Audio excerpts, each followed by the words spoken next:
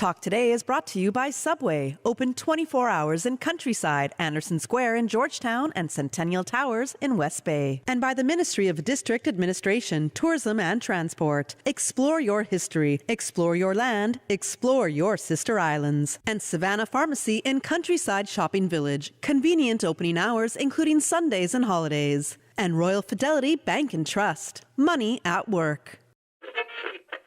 Oh, I think they're doing a great job. A lot of them are. Good afternoon, Dwayne. How are you? Not too bad, sir. Ladies and gentlemen, Radio Cayman's Talk Today with Sterling Dwayne Ebanks. But I do have some questions. There are more questions than answers. Radio Cayman's Talk Today. If you're ready to talk, we're willing to listen. Well, I really enjoy this program today. Cayman Islands' foremost listeners participation program. May God bless every person.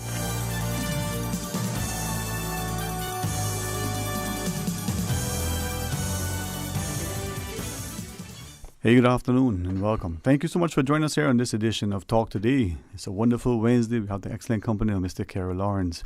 Get the man's insight, input, delve into his intellect. Who knows what will transpire? Stay tuned for Talk Today. Radio Cayman's Talk Today, the Cayman Islands' foremost listeners participation program. We ask our listeners to avoid statements or comments which are abusive, derogatory, malicious, or defamatory. Do not use any indecent language or make any statement which is false or misleading. Email talktoday@candw.ky or call 1-800-534-8255. Courtesy of Flow. Cayman's #1 network that connects you to your world like never before. Let your voice be heard. Once again, here's your host, Sterling Dwayne Ebanks.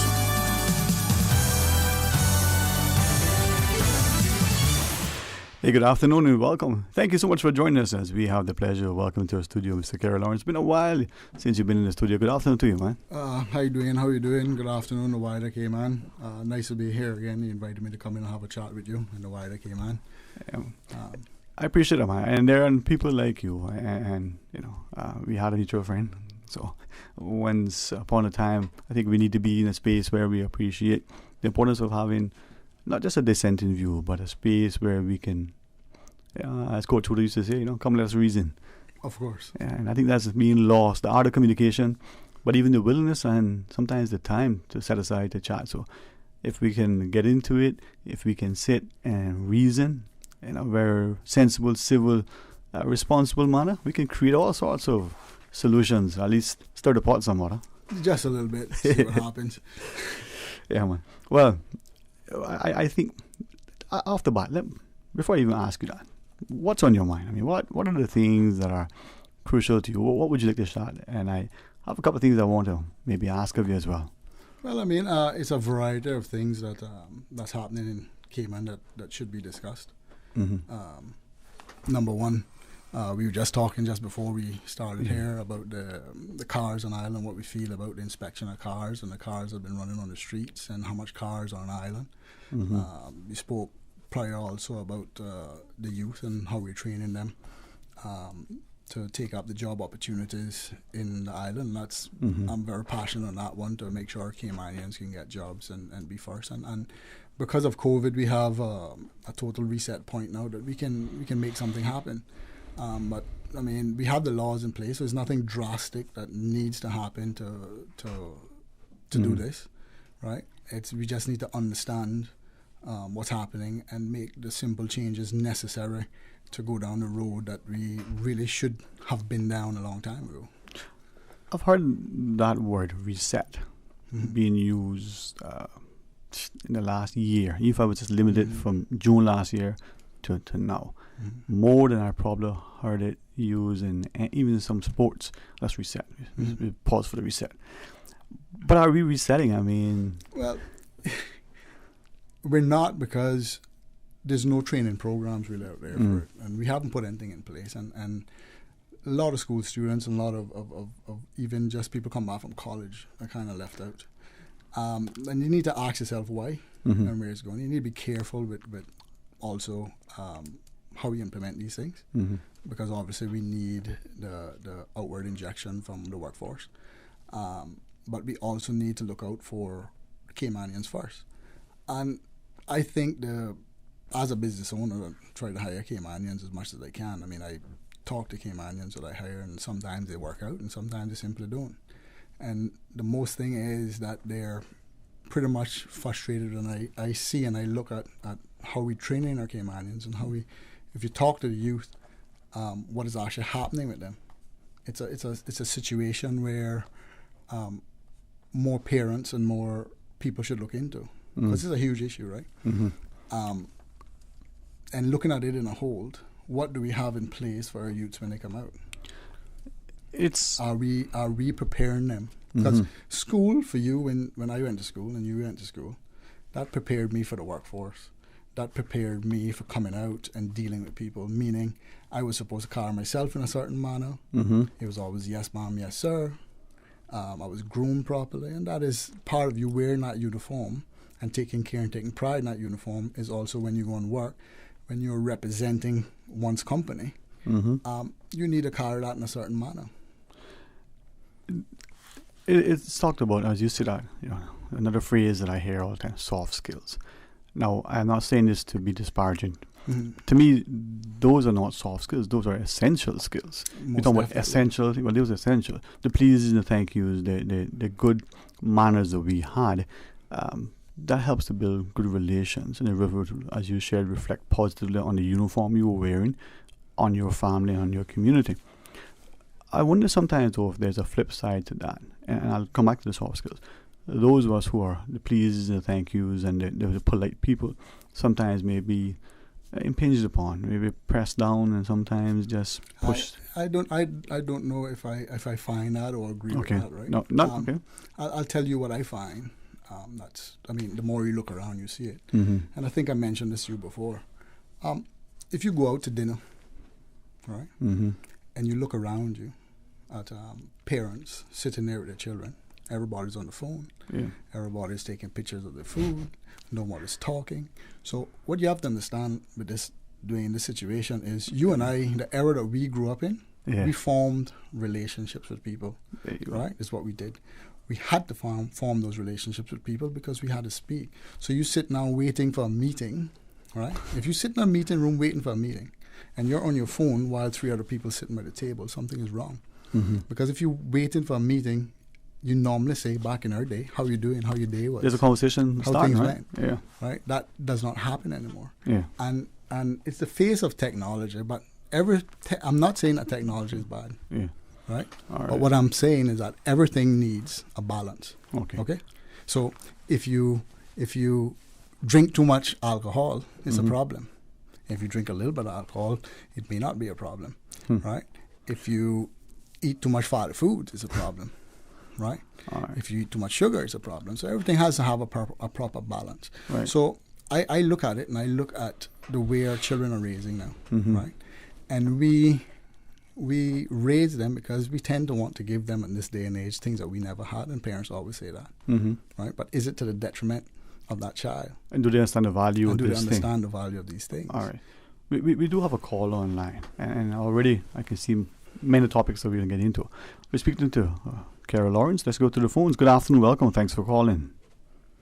Oh, the call is gone. All right. Well, if you call back with turtle meat, with a sea pie, I mean, cassava cake or crustal cornbread, that'd be fine too. So getting back to that, it's like it's kind of something that I think more parents should look at, the video games and stuff, and having that time where you can talk and teach. I mean, think about it like this, Dwayne. When you were in school and you wanted to go and ask a girl out for dinner, how would you do it? You'd have to go and suffer the pain and go and ask and suffer the rejection to say, can I take you out? Right? Okay? Rejection, man? Yeah, you had to go suffer it and wondering if that's the case. But now these days, the kids go on the phone and they WhatsApp or send you a message on Instagram, and that personal connection is not there anymore. So in order to be prevalent within the workforce and learn to communicate with people, I think we should stress on our children more that communication, don't leave it out, right? Technology is great, but you need to have that balance in communication skills, and I think that is where it's lacking.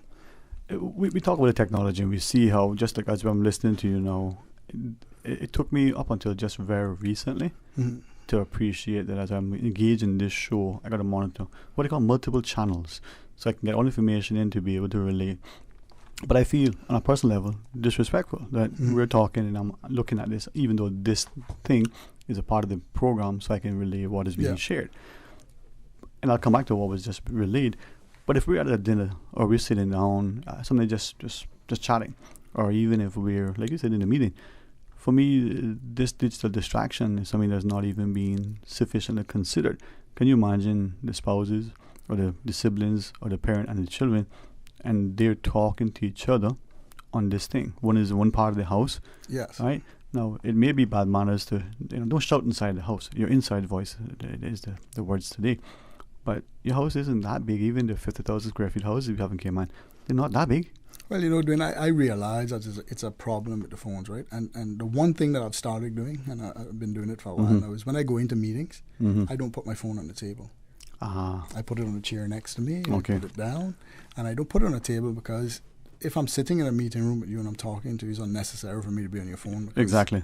I'm here, right? I'm talking to you. If I'm having a conversation with you, it's unnecessary for me to check my phone. Yeah. So I tend to put it on a chair or put it away.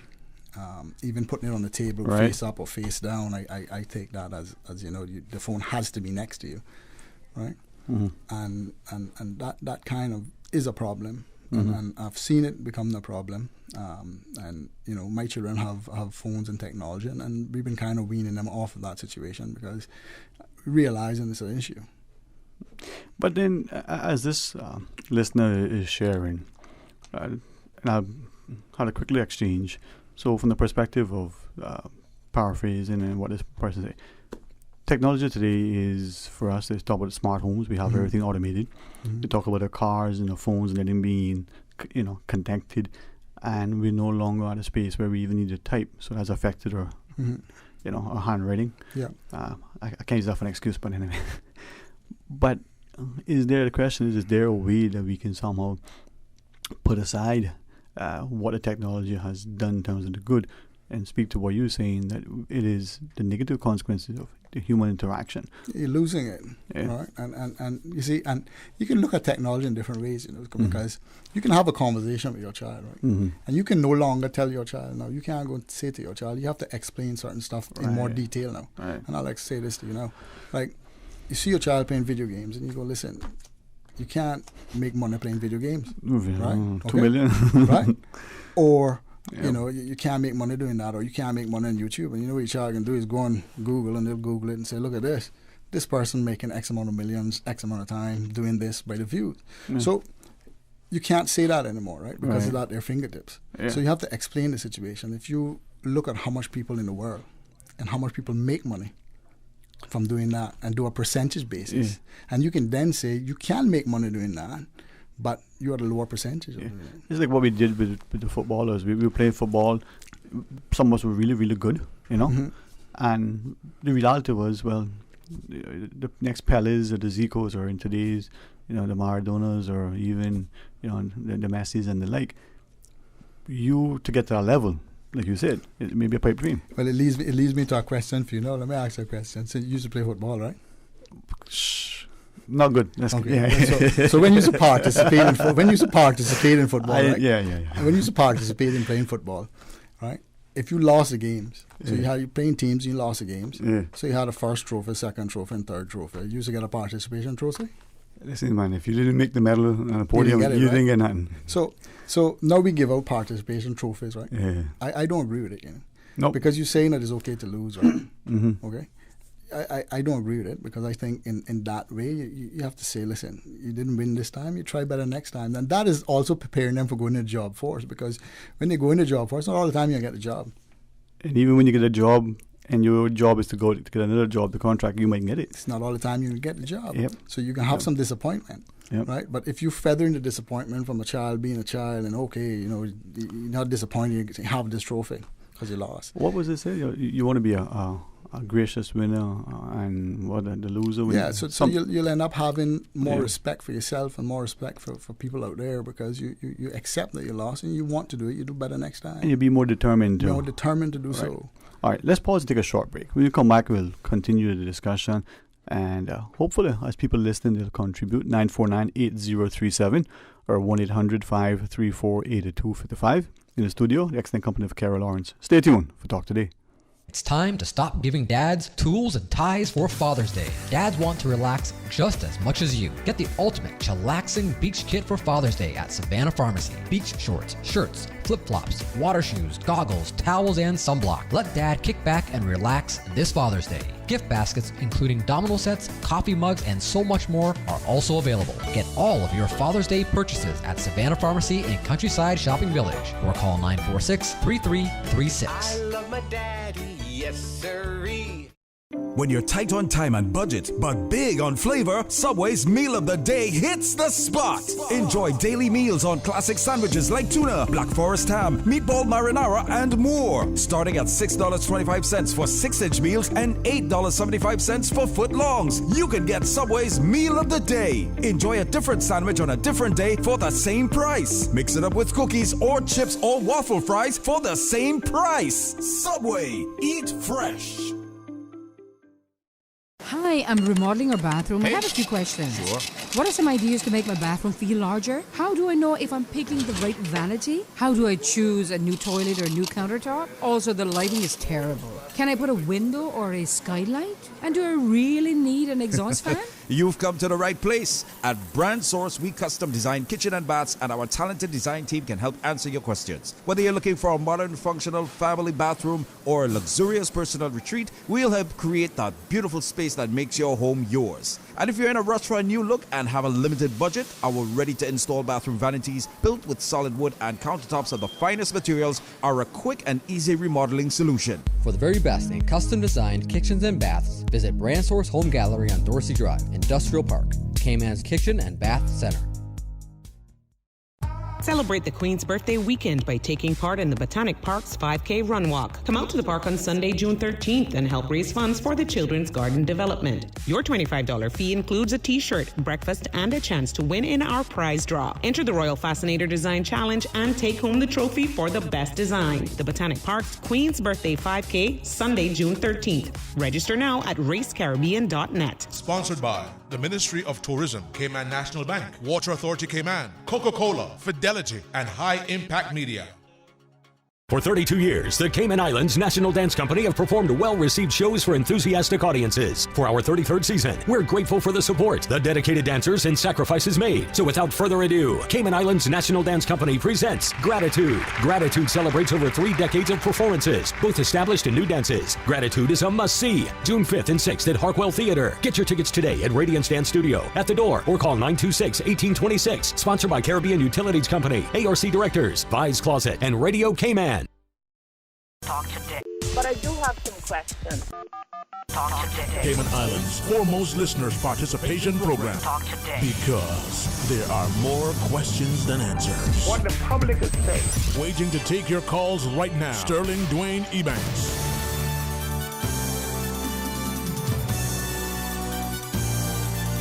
Hey, good afternoon and welcome back. And thanks for joining us. And in the studio, thanks for Carol Lawrence for sitting in. And I want the listening public to appreciate that we're going to do our very best, as we have in the past, but even better going forward, to ensure that there's a voice, not just for the voiceless, but a voice for the community to be able to listen, to ask questions.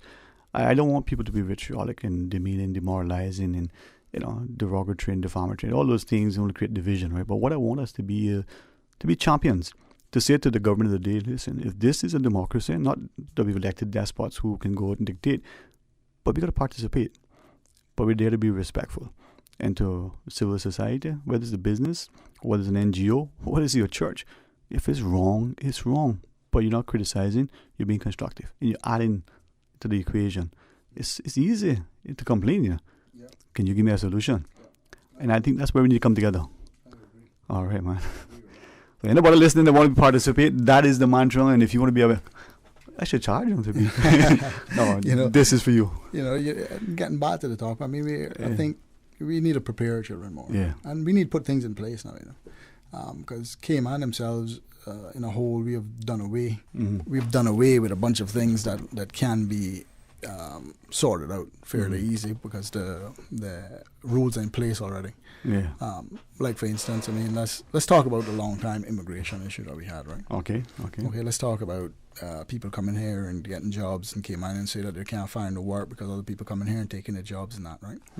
Now you have to ask yourself why that is happening, right? And I remember work permit holders back in my day, you know. Not that I'm that old, but hey, don't say that because gray and stuff, you know. But back in the day, you know, every work permit holder that came here had an ID. Okay, and you dare not walk around without that ID. Yeah, that showed your status on island. That showed who you're working for, right? How long you had here, and if you get pulled over, that's first thing police, immigration, they would ask for that, right? Now, we done away with that process, right? And not even getting into the job jumping. Okay, so when you came here before and you wanted to change employment, you had to leave, you know, and come back in, right?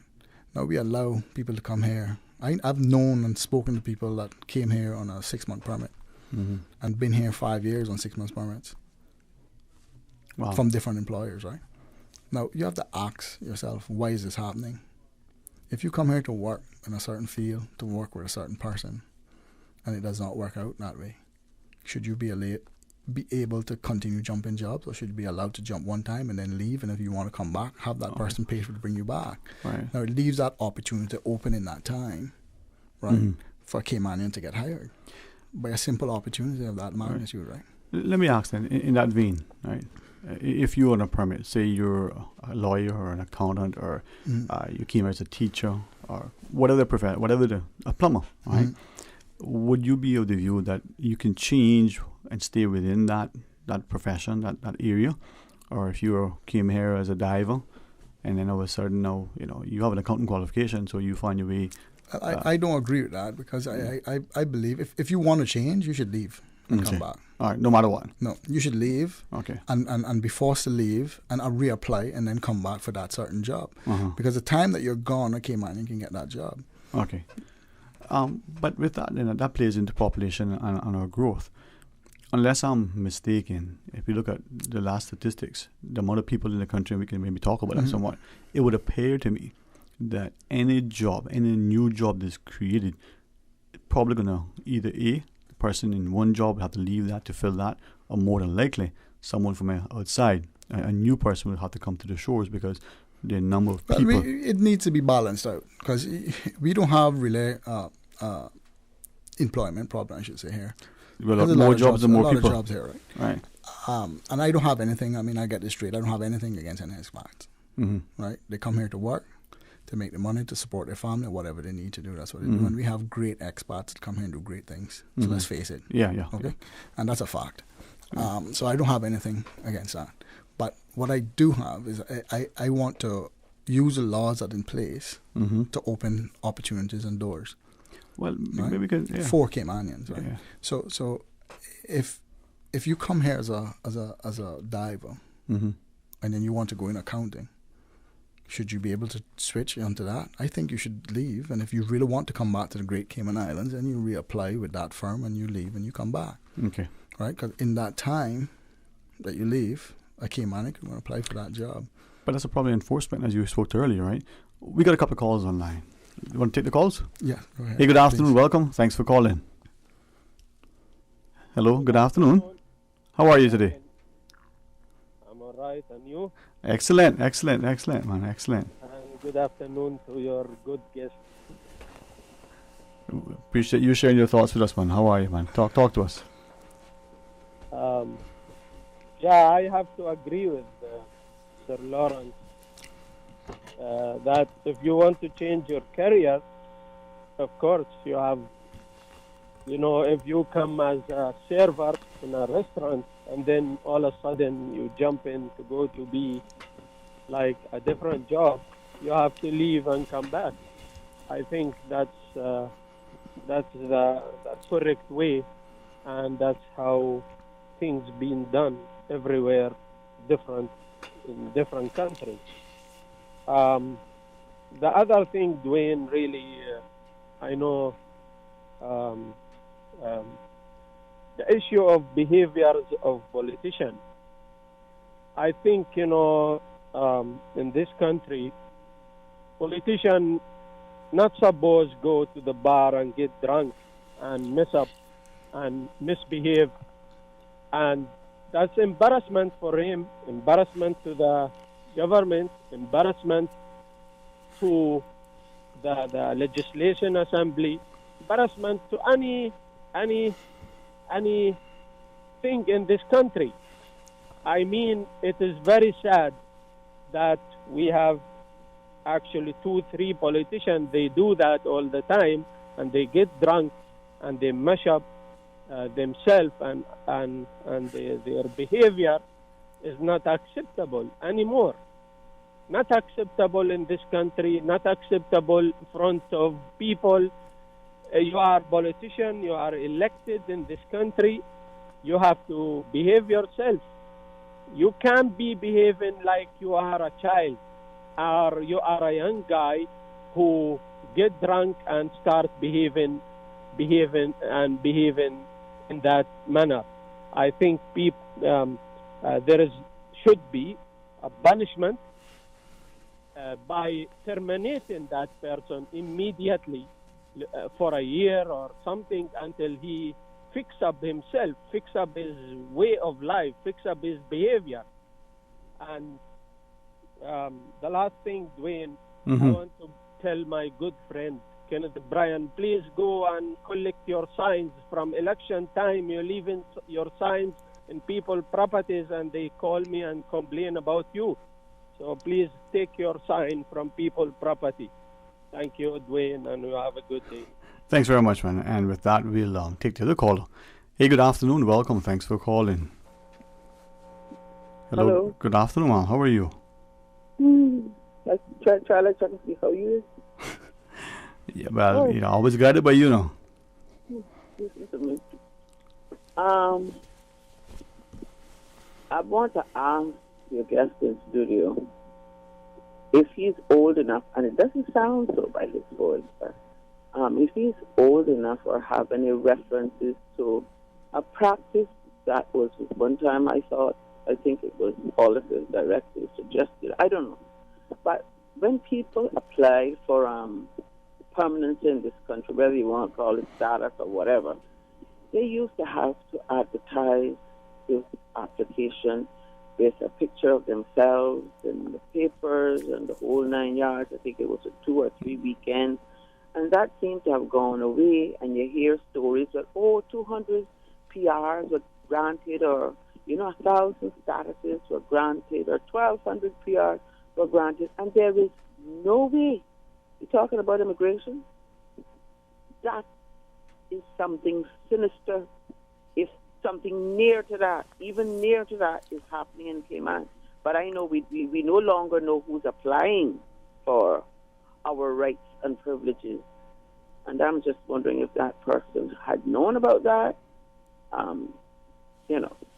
Just wondering if your guest knows anything about that. A long time ago, I believe you had to advertise, or they used to advertise in the papers and stuff like that for those sorts of applications. And I mean, where did that practice go? Where did that practice go? I think if you're going to take away everything from me and taking away my rights and privileges and getting my citizenship, I need to know. I want to know. We don't know. Well, the as I said before, we have a lot of expats here that serve a lot of good in the country, right? So I have nothing against an expat. But what I have issue with is some of the laws that are in place. Like, not really talking about expats and permanent residency and whatever the case is. The problem I have with that aspect of it, right, is one of the things that they work by is points. So in order to get that, now you may have to buy a house. Okay? So if you're looking at points for somebody to get permanent residency by buying a house, what you're doing is you're saturating the market now for Caymanians buying houses and driving the prices up, in my view. Okay. Right? Okay. So I think that should be looked at strongly, because that is why we have the prices going up, and Caymanians can't own homes, and it's too expensive because the market is saturated. What about after they do get their little mitts on a home, a starter home? Well, what you have to look at... Some of them have their grandiose dreams and they're just snatched away from them. Well, I mean, it's fine for somebody to come here and want a home. That shouldn't be the reason why you get to stay here because you own a home or you own a piece of land. Okay, because I in my view, I find it puts Cayman in a little bit of a disadvantage by driving the cost of houses up and low-income houses. Because if I'm looking, let's face it, if I'm looking for permanent residency and I can go buy a house for $200,000-$300,000, I'm going to do that. The more people that buy those houses for $200,000 and $300,000, the more they needed. Therefore, the prices are going to go up, and Caymanians are disenfranchised because they have almost less of a chance of getting that house. So those are the kind of issues that I have with those type of laws, right? So it need to be changed, and that's why I said from the beginning that we have things here that can be simply changed, and it just needs to be looked at, okay?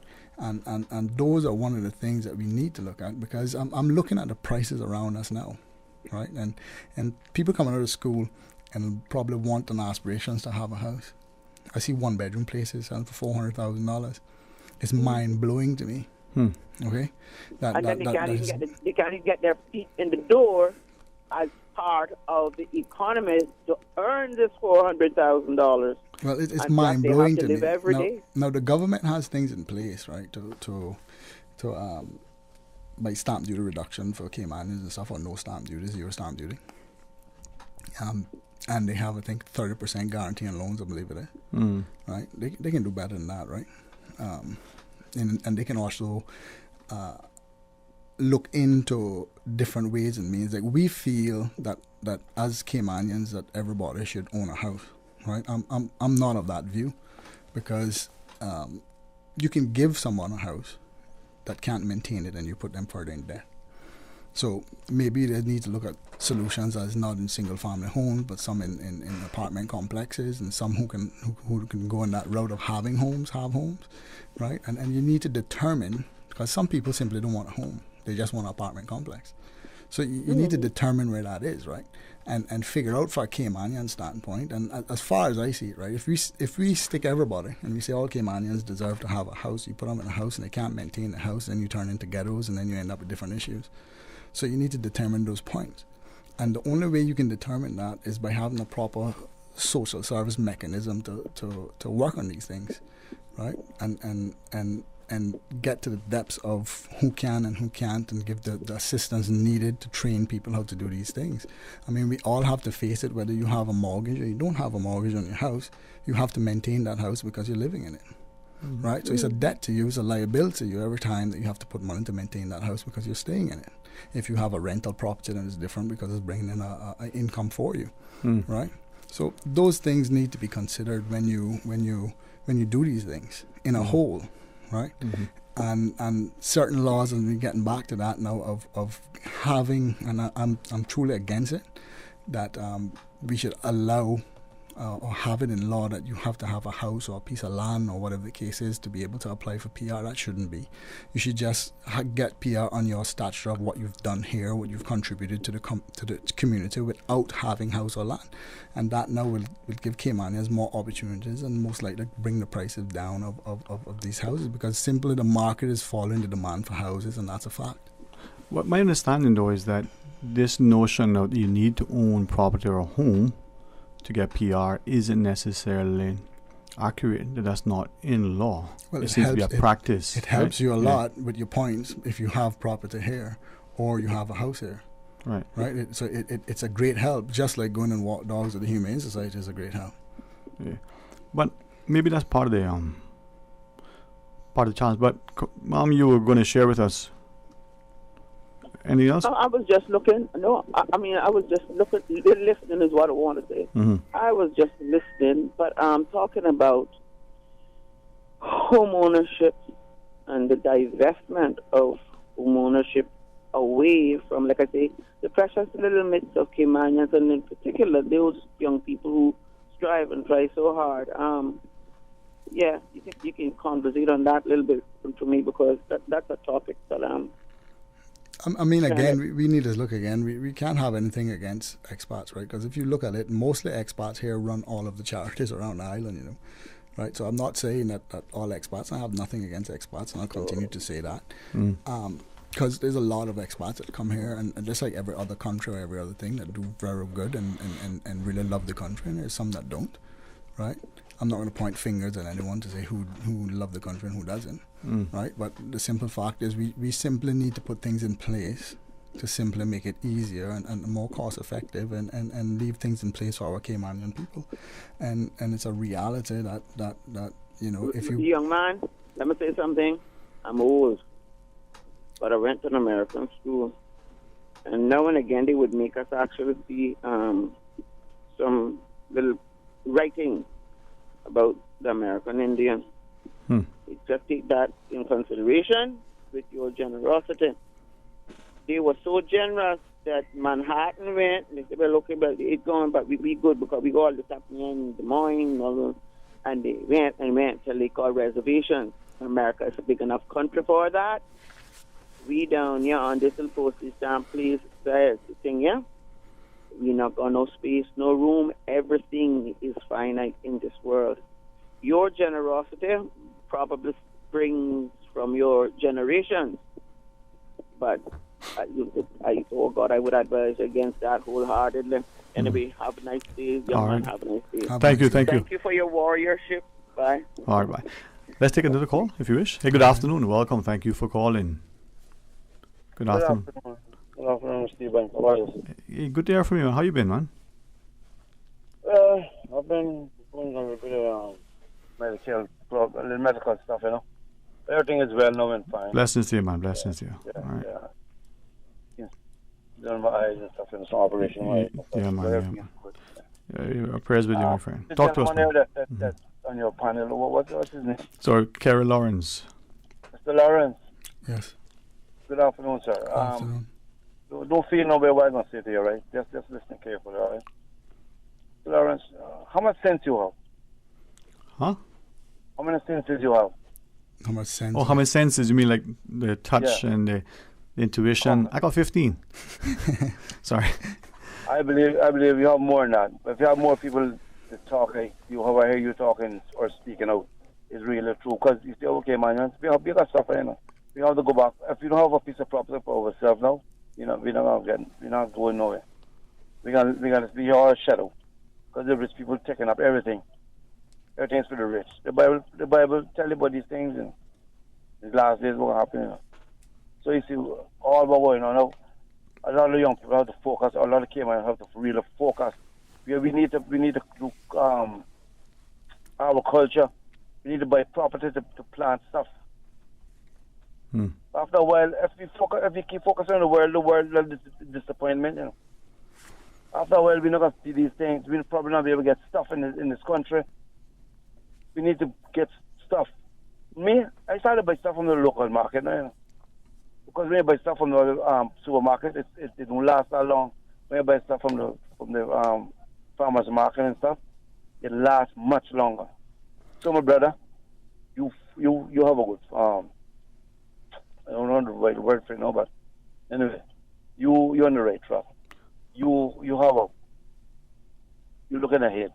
Good vision, you're saying? And then vision. All right. Vision. That's the word? You have a forward. Yes, you got the right vision. All right. And I hope other people call in and talk to you. When they call in and talk about food, vaccination, and this and that. Talk about this. This is what you need to talk about. Have a blessed and wonderful day, sir. Thank you. Thanks, man. And blessings to you. I know we could take a break shortly just to make sure we get to it, but any quick thoughts you might want to lead us? Got 2 minutes? There we go. Got 2 minutes for the break, man. Paul's in charge today. So, Kerry, what do you think? Well, you know, in Caymanians, I think in general, are a little bit frustrated, and it's, as I said, it's. I don't find the issues that we have here. It's huge issues to be fixed. Right. Things are in place to fix them. Things are already in place. We just need to follow through with them. And there have been laws and stuff that's been working for years that we've just not enforced is the problem. Right? And I mean, simple laws, like, I think we have a law here, if I remember correctly, you might remember this better than me, about fishing from the shore and who can fish from the shore, right? Yeah? That was a law, huh? Is that enforced? We didn't know if we repealed it, but it was never enforced, right? Do we allow everybody that come here to fish out the waters? Partly. Right? Yeah. You see, garbage law, throwing garbage out your car, is that enforced? Mm. Do we take pride in the community? You know what? I went to Cayman Brac, right? Every road up there clean. They take pride in their community, as Cayman did at one time. Mm. And every road there is clean, and it's clean because, you know, they take pride in driving down the road and seeing it clean. Yep. Right? I like seeing my roads here clean too. I've noticed in my neighborhood even, I've had literally people coming there and leaving cars on the side of the road and stripping them on the side of the road. I have had to call and get cars moved. I had washers thrown on the side of the road that I virtually had to go pick up myself and cart to the landfill, right? And just no pride in the community and seeing a clean community. I've sifted through garbage on the side of the road looking for name tags on it to see if I can find a name tag on it to figure out who the garbage for, right? Let's talk about when we come back, that pride, right? And I'll ask of you, because we hit the break now, but I think you're touching something.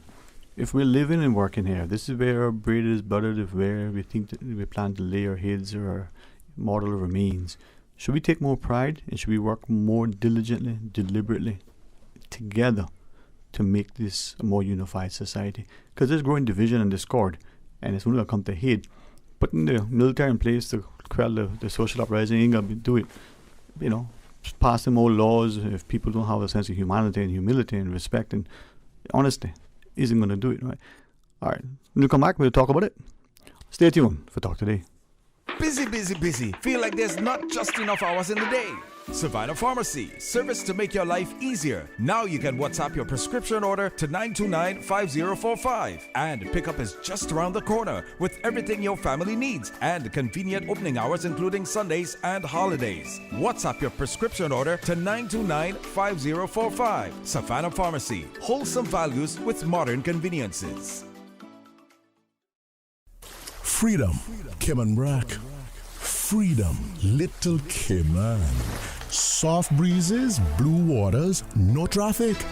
Unwind and rejuvenate your mind, body, and soul. Sister Island Staycations, a taste of freedom. Discover all that our sister islands have to offer.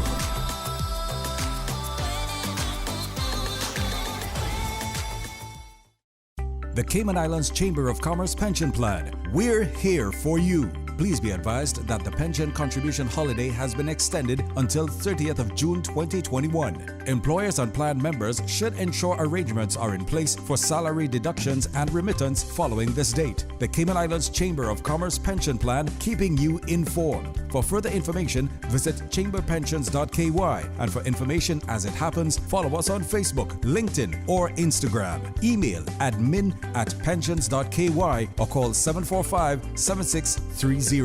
We're here for you. The 8:10 a.m. weather report, Monday through Friday, is proudly sponsored by Pan American International Insurance Corporation. Pan American International Insurance Corporation, meeting the life, accident, and health insurance needs of individuals and businesses to ensure financial security and peace of mind. For more information, call 949-8304 or visit www.palig.com. That's PALIG.com. Follow Radio Cayman on Twitter. All the latest information, breaking news, community events, and more. Follow us at twitter.com/Radio Cayman. Today's biggest news. Radio Cayman. Your voice, your choice. Local, regional, international. This is Headlines from Radio Cayman's newsroom. Today's biggest news. From Radio Cayman's newsroom, I'm Shanda Gallego with your latest headlines. Government reported the results of 330 COVID-19 tests. All came back negative. No vaccination update was provided by government on Monday. Turning to international news now, the EU digital COVID-19 certificate for travel can be opened to non-EU international travelers, including those from the United States, subject to individual member states' acceptance of proof of vaccination, a negative test result, or recovery from COVID infection, an EU Commission spokesperson told CNN on Wednesday. The blog page that former U.S. President Donald Trump launched less than 1 month ago after his team suggested he'd be launching a major new social platform has been permanently shuttered. Jason Miller, a senior aide to Trump, told CNBC that the page, quote, will not be returning. Those who attempt to visit the page are now greeted with a web form asking for their contact information to receive updates through email or text message. North Korean leader Kim Jong-un has a new second-in-command, according to excerpts of a government document seen by CNN. The position was created in January as part of a revision to the rules of the Workers' Party of Korea, the communist political organ that rules the secretive country. It is unclear who has filled it. Those are your latest headlines here on Radio Cayman. I'm Shanda Gallego. For the latest in news and information, follow Radio Cayman on social media, Facebook, Instagram, Twitter. Download the Radio Cayman app or log on to our website, radiocayman.gov.ky. Talk today. But I do have some questions. Talk today. Cayman Islands' foremost listeners participation program. Talk today. Because there are more questions than answers. What the public is saying. Waiting to take your calls right now. Sterling Dwayne Ebanks.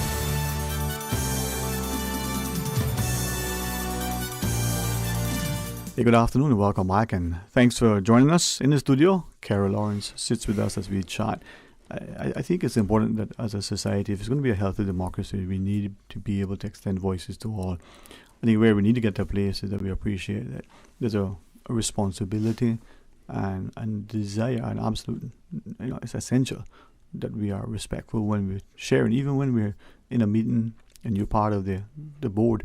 Yeah, if your view is contrary to maybe the popular view. But there are times too when we stay silent, even though we know that what we have to say bears fruit, it has merit. But we don't want to incur the wrath of our friend, or we don't want to be disinvited or somehow feel alienated or ostracized or lose the contract. Are we as a people, and I ask that, I say to ask this, are we as a people losing the courage, the moral fortitude, that level of integrity that seemed like our forefathers had, that says right is right and wrong is wrong, and I call you how it is, right? Are we becoming so, I don't know, spineless?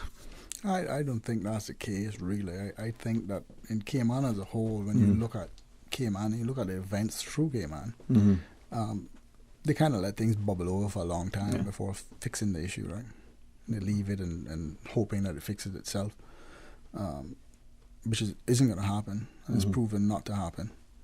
And I don't think we have a huge issue here, and some people make it seem like a huge issue, and I'll continue saying, we don't have a big issue here.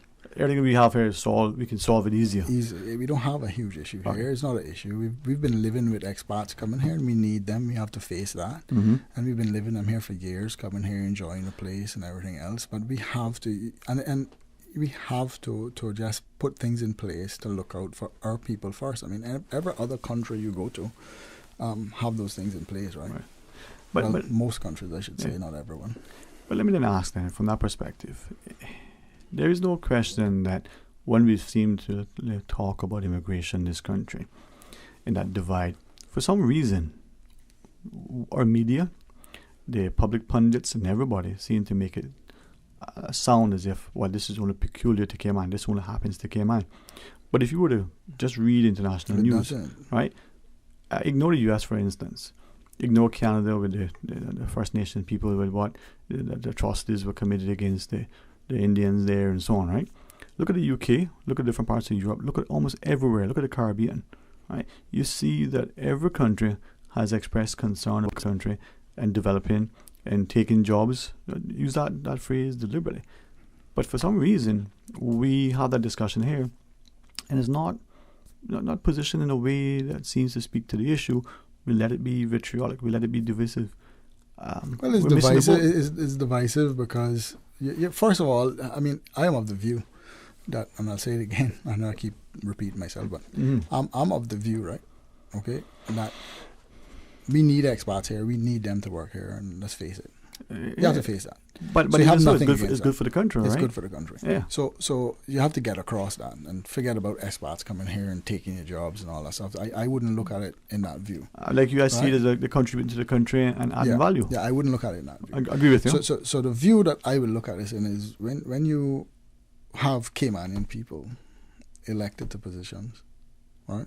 Then they simply just need to ensure that things and laws are enforced, right? To protect the Caymanian people and whatever that is. So basically speaking, you shouldn't have to come and voice your opinion, nor should I or anybody else, on how come we don't have jobs for Caymanians and what they're doing to get these jobs for Caymanians. That should already be done because to me it's a moot point. Exactly. But is that the problem then? We're selectively enforcing because, kisses go with favors for those who appreciate that term.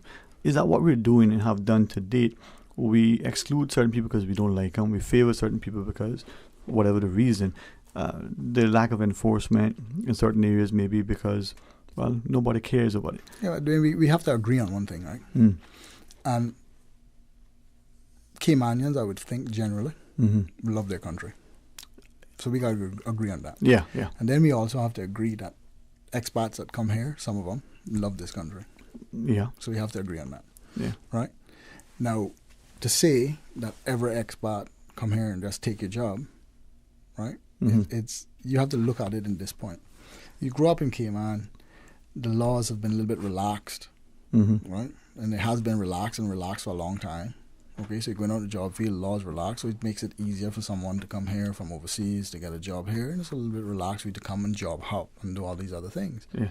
Not taking into account that job hopping and that relaxed behavior is disenfranchising the people that we're supposed to be looking out for, right? And it's just a relaxed feeling that's come to Cayman and get relaxed, and that is what I feel with these things that are truly happening, and you can say that, and I think that's what it is also. Immigration and the populace and the populace that are coming here is more and more people here, so it's harder and harder for immigration to enforce certain things. Yeah. So let me then ask you, right? Just look at the notion of job hopping, right? It would appear that we have a double standard in job hopping and in qualifications. I'd like to ask you your opinion on it. So the person who's been here on a permit worked for company A for a while, then they're working for company B and then company C.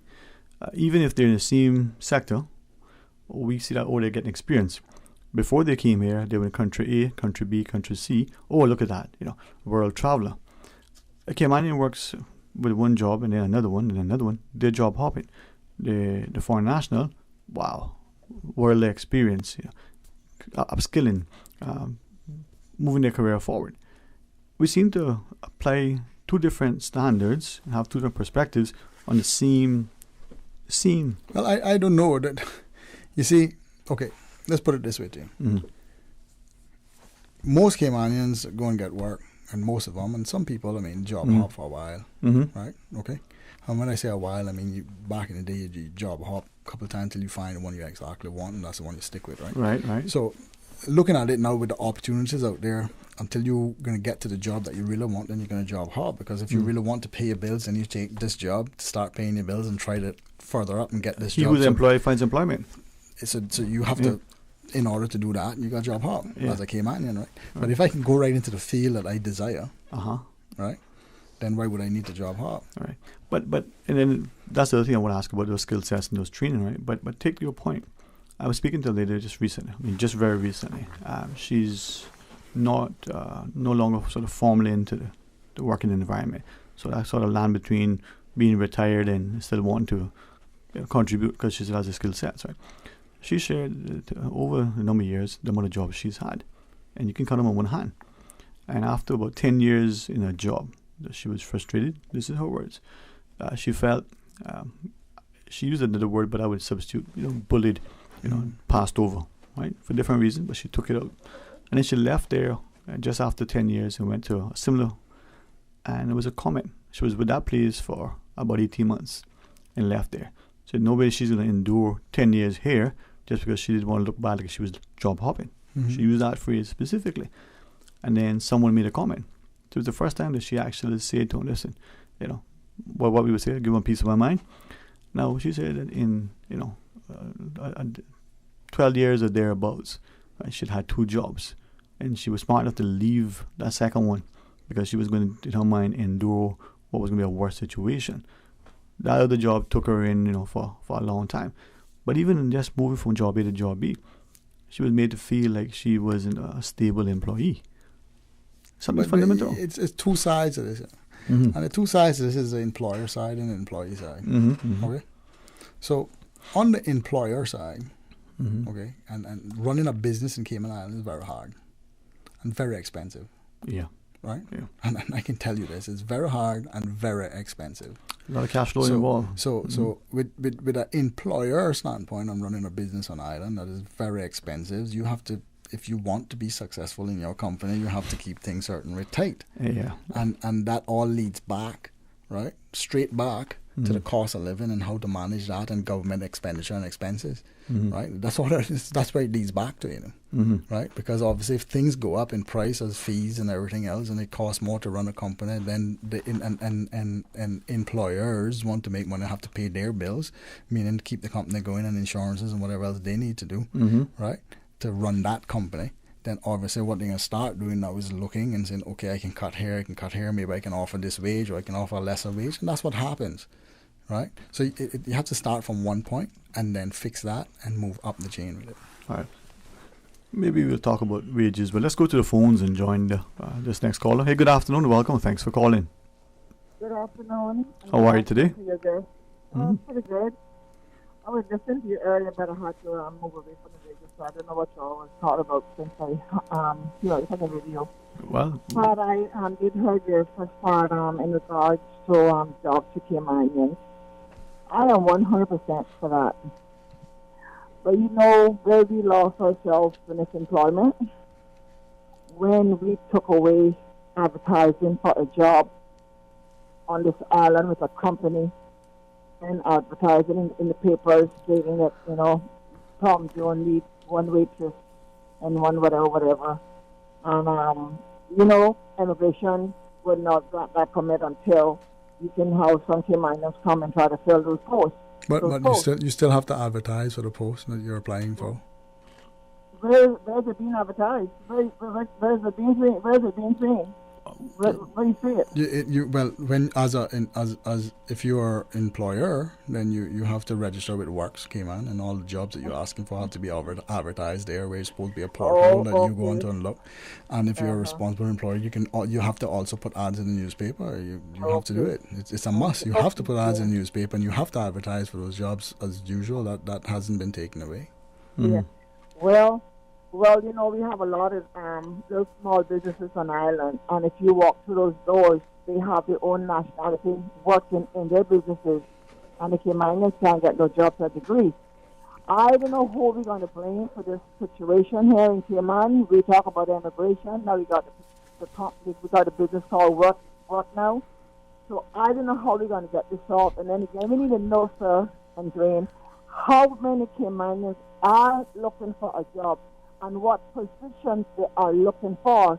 We come out here and we fight for the Caymanians to say we want Caymanians to have a job, but yet I can't hear no feedback where we just had 5 Caymanians that looking for a job and none of them got a job. And I haven't heard what came out. I could be wrong. Don't get me don't misunderstand me now. I haven't heard them brought us any statement stating that we had 25 Caymanians looking for a job and we placed 5 into the workforce. You understand where I'm coming from? Mm-hmm. I'm not here to bring down nobody because we all need to survive. But our problem is when we can go and rig with immigration and get a really permanent thing, just like the concession that we're giving away on every couple of months to these big investors, that continue to drain this island financially. It defines our young generation. They feel defeated. They feel left out. They feel discouraged. And Mama says, "Oh, don't worry, I'll take care of you until you get a job." And when last week you got to go to try to find a job, come Mama, don't tell you she's gonna take care of you until you can get a job. But did you go to do this morning looking a job? You understand where I'm coming from? But I just want to say that, jobs to Caymanian, yes. And, when we got to come out here and say jobs to Caymanian, it sounds so unbecoming to know that we are living here and we do have born Caymanians here, and we are here on the radio or the TV or the Facebook, jobs to Caymanian. I mean, it sounds so beneath the Cayman Island, knowing that there was always work here for us to get, and now today our people can't get no jobs. This is ridiculous. Something needs to be done. And the cost of living, and as long as the cost of living keeps climbing, people not going to be able to hire anybody, and then they're not going to want to hire the Caymanians and pay them a decent salary, but they're rather bring in a work permit, pay them the minimum. Some of them do have no insurance, some of them do have insurance and pension, and then they fall and need assessment hands down the line. I mean, we're all mixed up here right now. We're mixed up, and I don't know how it's going to be fixed, but if we got a lot of fixing to do this island when it comes to helping our Caymanians and try to do this control and that control, but it's so out of whack. I just ask God to have mercy on our people and our beautiful island. Yeah. I thank you so much. Well, thank you too, and I certainly engage Mr. Lawrence by respectfully. What a break to take. Thank our sponsors for being so supportive and listeners for being so understanding. As we return, we invite your participation. Radio Cayman is pleased to feature this special Sister Islands historical vignette, brought to you by the Ministry of Tourism and Transport. Explore your history, explore your land, explore your sister islands. Captain Charles Leonard Kirkconnell, OBE 1922 to 2010. Captain Charles Kirkconnell has donated land on all 3 islands for projects close to his heart. In Cayman Brac, he donated the land on which now stand Faith Hospital, the Dental Clinic, and Kirkconnell Community Care Centre. The Booby Pond Reserve on Little Cayman began with his gift of a small strip of land along the pond, and in 2001 to 2002, he donated the land for a new church in Blossom Village. Bethel Baptist Church on Walkers Road, Georgetown, is built on land given to the church by Captain Charles and his brother. He represented the Sister Islands in the Legislative Assembly for almost 13 years, 8 of which he served on Executive Council, holding the portfolio of communications, works, and district administration. During his tenure, the road across the bluff was completed. The Aston Ruddy Civic Center was built. The Cayman Brac Airport runway was lengthened to 6,000 feet, and a new terminal and fire station were built. New docks were built on both Sister Islands, and a new Port Authority building was undertaken. Captain Charles and his wife Carol Jean Nee McIntosh have 5 children. Captain Charles Leonard Kirkconnell. Radio Cayman is pleased to feature this special Sister Islands historical vignette, brought to you by the Ministry of Tourism and Transport. Explore your history, explore your land, explore your sister islands.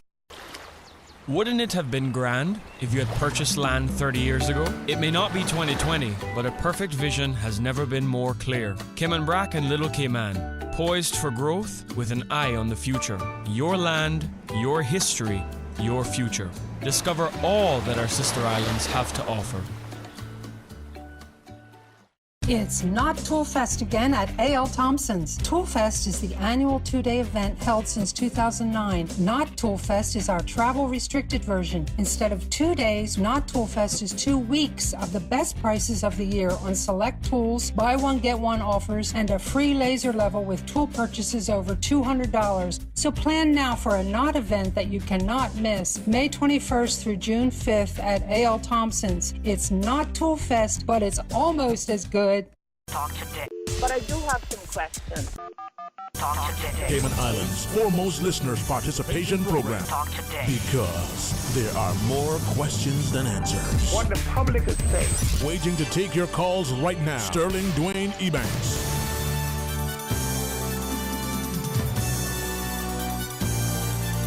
Hey, good afternoon. Welcome back, and thanks for joining us. And thanks for listening. Thanks for your calls, your comments, and your contributions, because it makes us a healthier, more civil, stable society. And thanks to the Carol Lawrence and all of our guests who come in.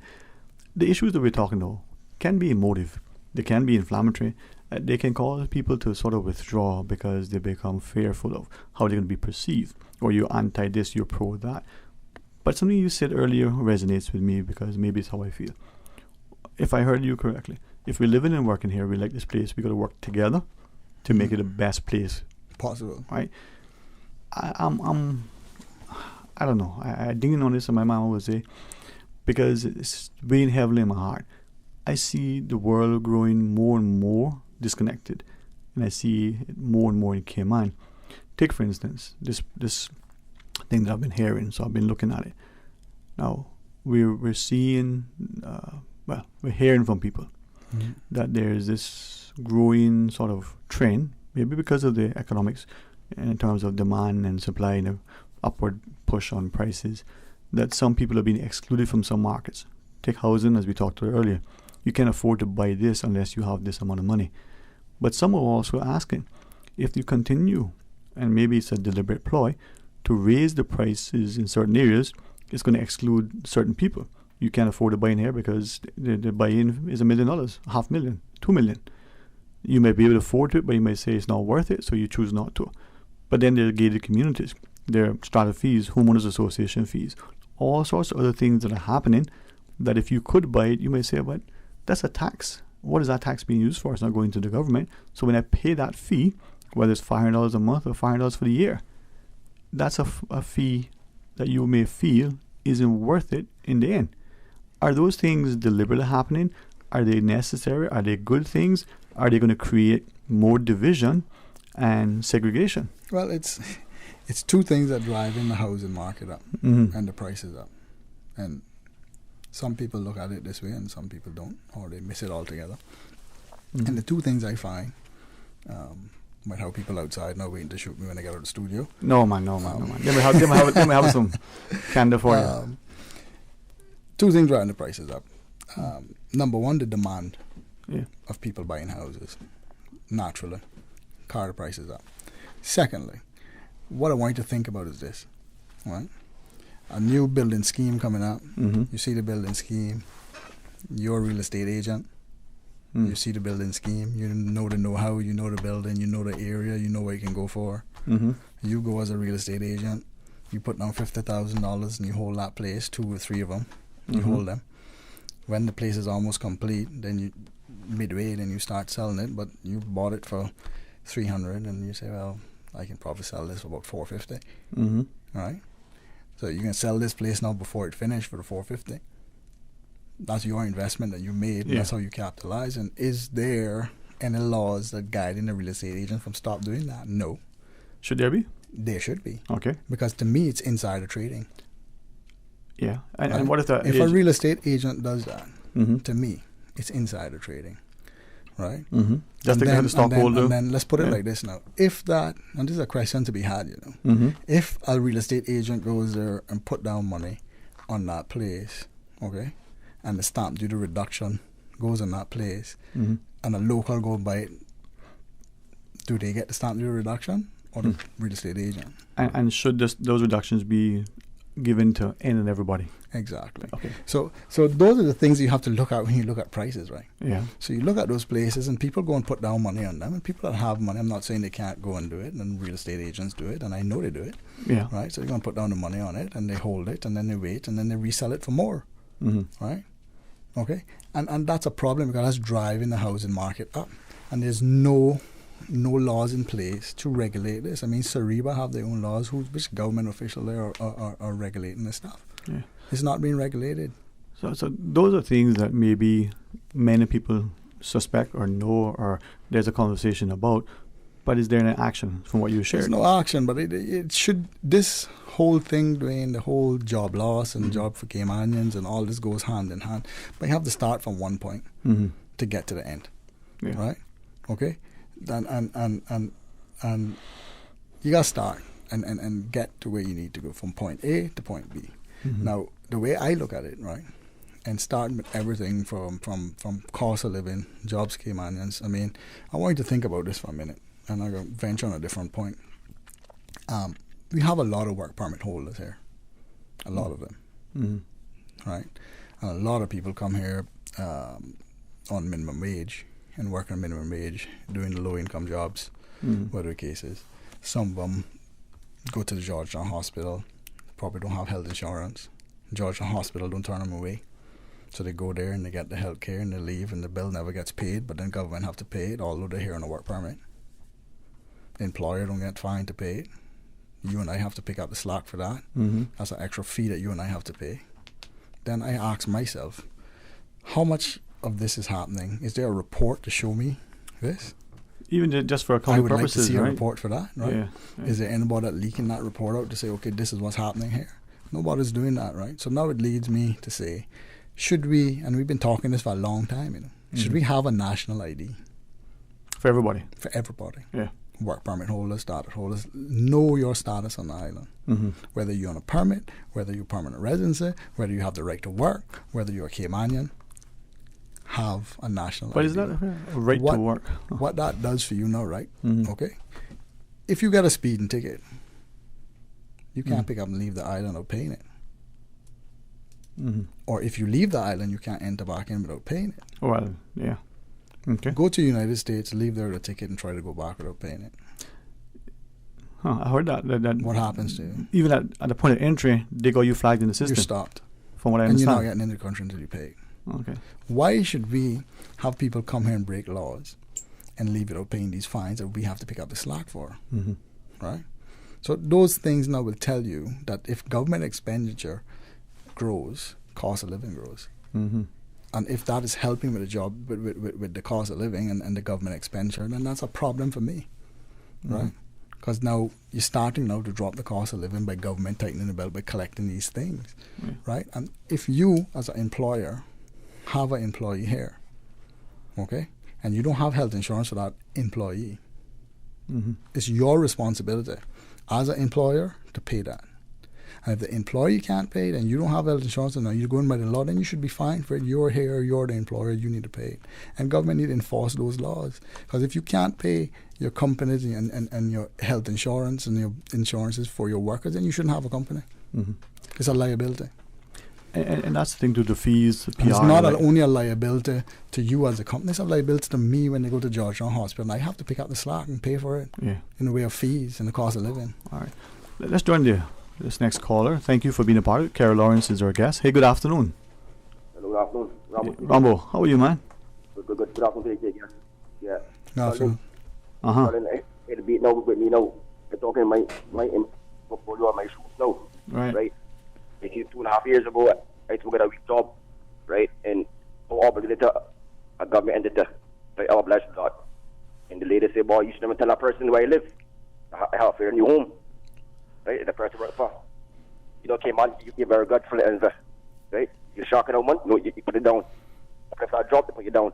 You know what I'm saying? In certain corporate company, you won't hire me because I'm got a fair new home. You're inclined, you're step the ladder.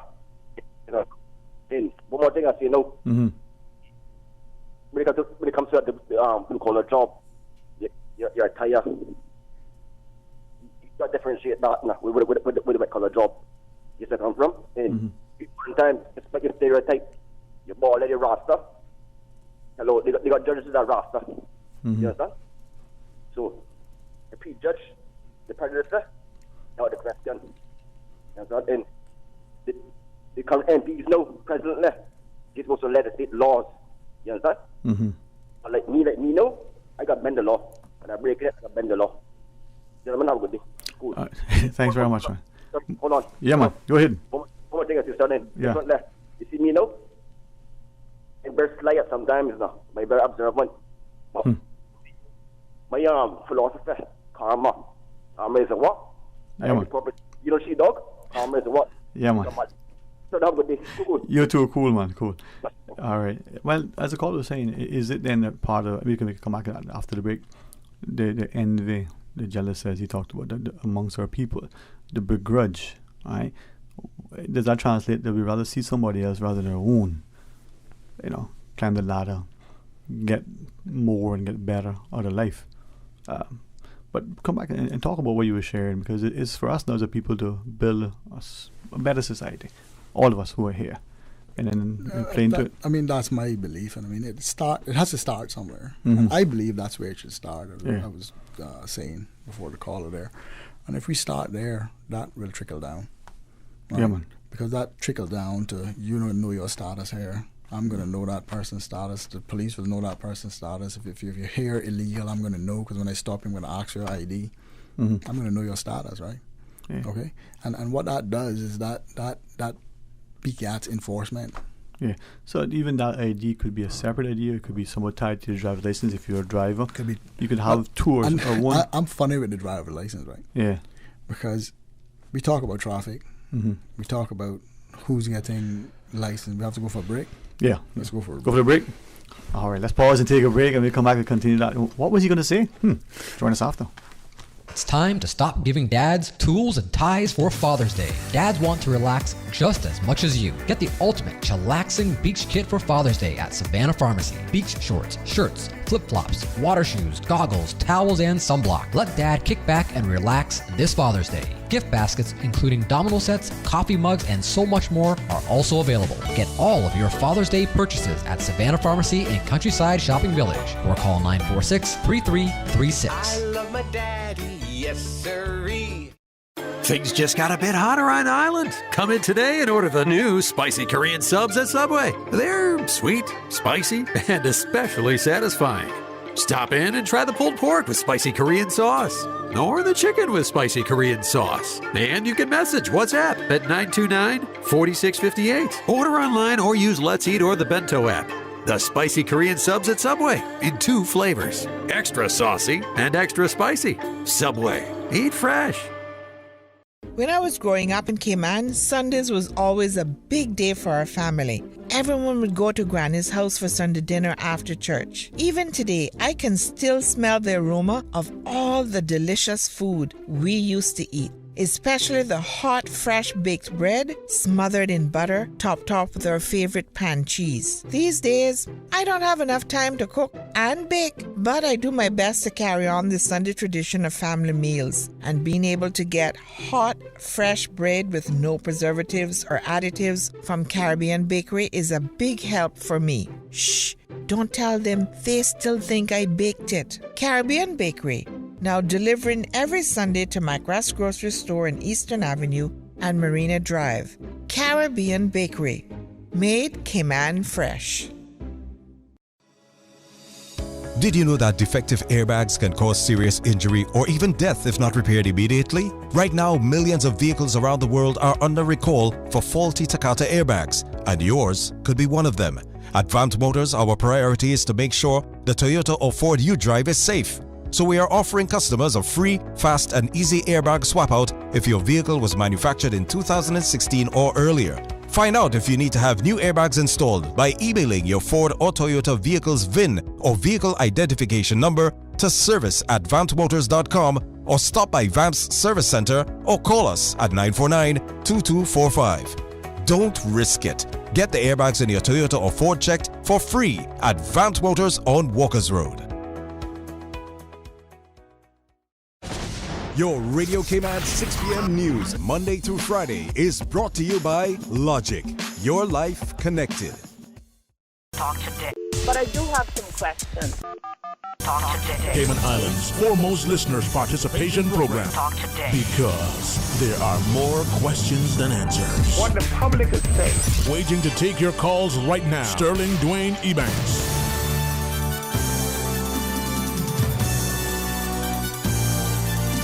Hey, good afternoon. Welcome back, and thanks for joining us. And to our guest, Mr. Carol Lawrence, for being a part of our discussion. A lot is being sort of bantered about in the world, but in Cayman now. And I appreciate you putting some of the things on the table for us to understand the importance of having this public discourse. This level of dialogue is important. We do have another caller, though, but you were making a point just then. We can take the call. All right, let's go. Hey, good afternoon. Welcome. Thanks for calling. Good afternoon, Dwayne. Good afternoon, Cap. How are you? I'm well, and yourself? Blessed and very thankful, man. Feeling the day like the night before was even better with the promise of tomorrow, luring light ahead. It's all good. There you go. You're using up my time. Trying to limit my speech here now. Anyway, and good afternoon to your guest as well. Good afternoon. But, you know, how many times have we discussed this issue of employment, et cetera, and the problems are the same. Your guest mentioned it a few minutes ago. People charged with the responsibility to enforce the laws are not doing so. They are not willing to do it from a personal perspective. B, they are not equipped to do it. Or C, then nobody wants them to do their job. And I think there might be a little bit of all of that involved in this whole labor conundrum that we have in Cayman. Because one thing we should understand, everyone knows that we will always, or hopefully always, require some expatriate workers. Hopefully our economy is going well enough that we'll always have more work than can be done by Caymanians. But it should be, the work permit situation should be only a gap filler. It should fill the gap between what's available locally and what is needed to service the economy. The problem is that we are allowing the work permit holders, and I'm not blaming them at all, they're simply looking for a job, and if they can get one, they get one, and they do what they have to do to keep it, I guess. But the thing is that we are allowing to artificially suppress the labor price or the salaries by importing an abundance or an overabundance of labor at a low rate. And I don't think that if we had somewhat higher salaries where some people could actually make a living at the lower end of the spectrum, that it would cause the cost of living to rise significantly. I think there might be some calculations in some areas where people go into business and hope to get very, very rich in an exceedingly short time. And that might be more of a factor in the cost of products than the labor earning a living salary. So the perennial problem is the enforcement of the laws. The laws that we have on the books, they are there. If they're enforced, we should have less of the problems that we do have. And I'll leave it at that. I appreciate it. Kerry, what do you think? I mean, the caller always makes some points. Enforcement? Well, enforcement is necessary. But, you know, we talk about the cost of living, and we talk about minimum wage. We talk about the curve behind it, right? And for someone or anyone to think that if you was to raise the minimum wage today, that all of a sudden people get a livable wage, it's a fallacy. You don't want to hear it, but it's a fallacy. And it's a fallacy because if I raise the minimum wage today for $13, prices are going to go up. And you're not going to stop them from going up. And it's going to meet back at the same point, and you'll be at the same position that you started at. It's a fallacy to think that you can just do that and snap the one and that's what happens. It doesn't work that way. So you create a potential that increase in wage leads to increase in price. If you increase the wages, right, then you increase the cost of business. Which increases. And if you increase the cost of business, it increases the price of the consumer. And if you increase the price of the consumer, then you end back up where you started at. Right. So the adage in the past was $1 saved is $1 earned. So if we apply that to your perspective, then if we reduce the cost of business, the cost of living, then you increase the purchasing power. You got more disposable income, then that dollar can go further. So you have to make the money spread. You simply have to create more monies in one's pocket. Okay. Right? That stays in the pocket. So purchasing power, disposable income. Yeah. Right. So you need to create that. Okay. Now you're going to ask yourself, how can you create this? Right. Simple fact of the matter is this, and I'll put it out there like this. First of all, let's look at the interest rates at the bank. Okay. Cost of capital and It's prime plus what? Well, it depends. If you can negotiate it, you might be lucky to get a half, but it's not prime plus 3. Let's face this, right? Okay. If somebody goes into the bank with money, that has money and they want to get a loan and they have money and they can secure the loan and they can have money, they're going to get a lower interest rate on their loan. That's the fact. Right. And they're going to get that because their risk of paying back the loan is less than somebody that don't have money. So because the risk factor is higher, then your interest rate is naturally higher. Right? Okay? So you have to look at stuff like that. Okay? And how could you put somebody on a lower scale when government is giving opportunities as in 30% guarantee on loans for houses and stuff like that? Could they then bring up the guarantee to 50%? And then could they now go into the bank and say, okay, let's negotiate this interest rate because I'm guaranteeing this much of the loan? So government guaranteeing these houses, right, at 30%. Who's negotiating these rates with these people? If I'm guaranteeing the loan for you at 30%, say 50%, I'm not helping you by giving you that and not going and going in there and sit down and say, listen, let's drop this interest rate to this because I'm guaranteeing this loan as a government, right? Negotiation. Okay. Negotiation. Yeah. And that way when you go in front of the bank now, you don't have to do that. It's already in place for you because government guaranteeing the loan. It makes no sense for me to guarantee 30% of your loan and don't try to negotiate the interest rate to you, which makes you pay less money out of the bat, which then leaves you with more money in your pocket. Yeah. It is, with a question, the cost, as you shared, the cost of your utilities, the cost of the goods and services, from your groceries, to your water and the like. But the mortgage payment for many, if they're paying 30-40% of their income in their mortgage payment, right, is one thing in terms of debt service. But if that interest rate is, as you shared, high, or higher than what it could be if it was negotiated at a more conscionable rate because of the guarantee or the ability, the long-term cost would be that much better, right? Exactly. So now, and then we look at this in a different point. We talk about people building a new house. You go to the bank, build a new house, put solar on your roof.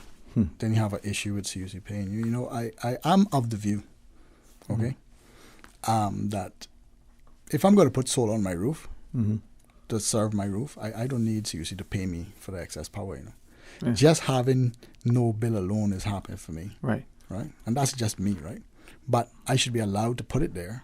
I should be allowed to come off the grid if I want to, right? And be on the grid if I need to be, right? And create my own power. And if I give excess, I give it to you. I don't need you to pay me for it. Yeah. Is there, to your knowledge, if a person wants to go off the grid or put solar on, right? Does CUC need a way in to give approval? There's a perception that that's the case. Well, off-reg has to go through their grid there because they have a certain amount that they're willing to cap. And we have to face the issue too. The more and more people put it, the less and less CUC would make, which means the less that they make, the cost of business would be more for them to serve the populace to do. Okay. So it's a slippery slope and a landslide that you have to look at. So on the CUC bill that we get, there's a charge. Energy charge or surcharge. There's some fee that's paid. I understand that is. You know what I mean? Right? We can do. The government can give different incentives, right? Meaning, if I say to you, your planning fees will be waived if you build a cistern. Now you're not paying any water bill. Yeah, you paid up front, so to speak, with the cistern. Right, but I'm not giving it because I'm helping you now, right? By you building a house, you build a cistern. No planning fees. Incentivize you to do that, which means in the long haul you're not going to use the water and therefore you have more money in your pocket. There's so much different things that you could do, right? But even I gather that you're even discouraged these days from building cisterns. I don't think you're discouraged from it. I just think people moved away from it. I've heard from a number of homeowners recently that they were actively discouraged. Well, I have a friend of mine that built a house the other day, and not too long ago, 3 years ago, I should say, and they have a cistern. They built their house with a cistern. Likewise, but and it wasn't discouraged. It cost more money to do it. But if I could do it, and that's making me independent, then why not do it? Why not do it, and why not have an incentive for me to do it? Yeah, incentivize us, right? Incentivize us to do it. That means that you're actually putting more money in my pocket at the end of the day. Let's go to the phones. Huh? Good afternoon, welcome. Thanks for calling. Our guest is Carol Lawrence. Okay, good afternoon, Dwayne. Afternoon, Mom. My other half had called in just a minute or so ago. Yes, Mom. And good afternoon to you, Mr. Lawrence. Good afternoon. You mentioned it, and then Peter mentioned it as well. Enforcement of the laws is what is needed. But what has happened now is for the past 20, 25 years, we put the same politicians back in. They favorite some people. Some people have children. Then they say, yeah, but you got to get my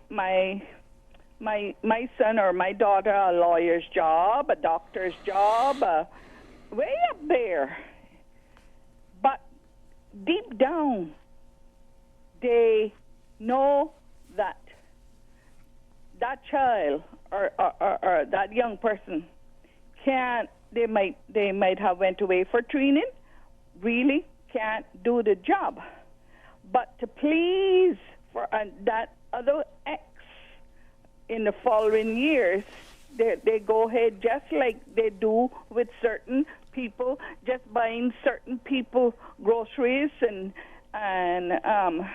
buying pavers for the yards and on and on and on. Now, a lot of this is to be blamed on us, the Caymanians, because we talk about it, but we never do what other countries do. Get out there and show them that we're paying them. Then we turn around, we harbor that sort of thing, and it just a repeat. Another thing, it's not we're blaming these investors coming in and buying up the land. Listen, the land is belonging to us Caymanians. Now, that investor could not get 1 inch, 1 foot of that land unless that Caymanian want to sell it. Then they sell it. And then they find out, oh, heck, I could have gotten $500,000 more. I could have got $1 million more. Then they go around and they get a paper, and we must sign because we can protest. Too late. It's too late. Then their children can't get anything because now they don't have any land left. They don't have a house to give the child or their children, and then the child end up buying an apartment that they can't afford if it was only just buying it, but they got to face high bank rates. They got to face strata fees, and strata fees works like this. If you build a huge apartment complex and you're charging $300,000 or $400,000 for, like Mr. Lawrence had said before, for a 1-bedroom, I can tell any Caymanian they should be ashamed of themselves because you got to pay strata fees. When is that person going to ever get out of debt? When are they going to ever get out of debt? Now, don't even think about children. You can't have children because you're paying too much out of your salary, and if that would rise like the prices of things now, it wouldn't be so bad. But it doesn't sometimes. I remember, Peter, at Cayman Airways, 5 years, 6 years, and they didn't get even a raise of pay, never even thought of it. But some higher ups that really don't really do anything instead just fly up and down, they get a raise of pay. What I don't like is if we're going to bring in a lot of the foreign people in here that specialize in whatever that is.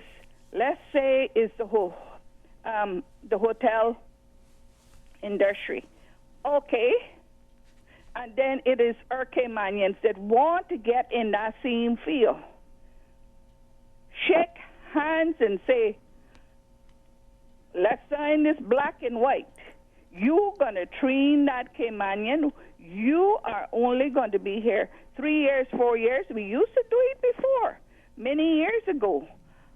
And when that Caymanian is trained and that Caymanian want to be still in that same job, then I'm sorry, you're gone. You are gone because other countries do it. We're only one small country with 140 odd different nationalities, but yet we want to take on the whole world and then tell our own people, have more children, have more children. For what? For what? So they can't get a job. They can't. They can't get a home. They can't get land. So they can end up living in squalor while that foreigner that came in here. We need foreigners. We do, but we need specialized ones. Not when they get here, we make the Caymanians teach them, and Caymanian is out of a job. And may I tell you, some of them can be cruel, but it's the own Caymanian fault because when do they speak up? After the fact.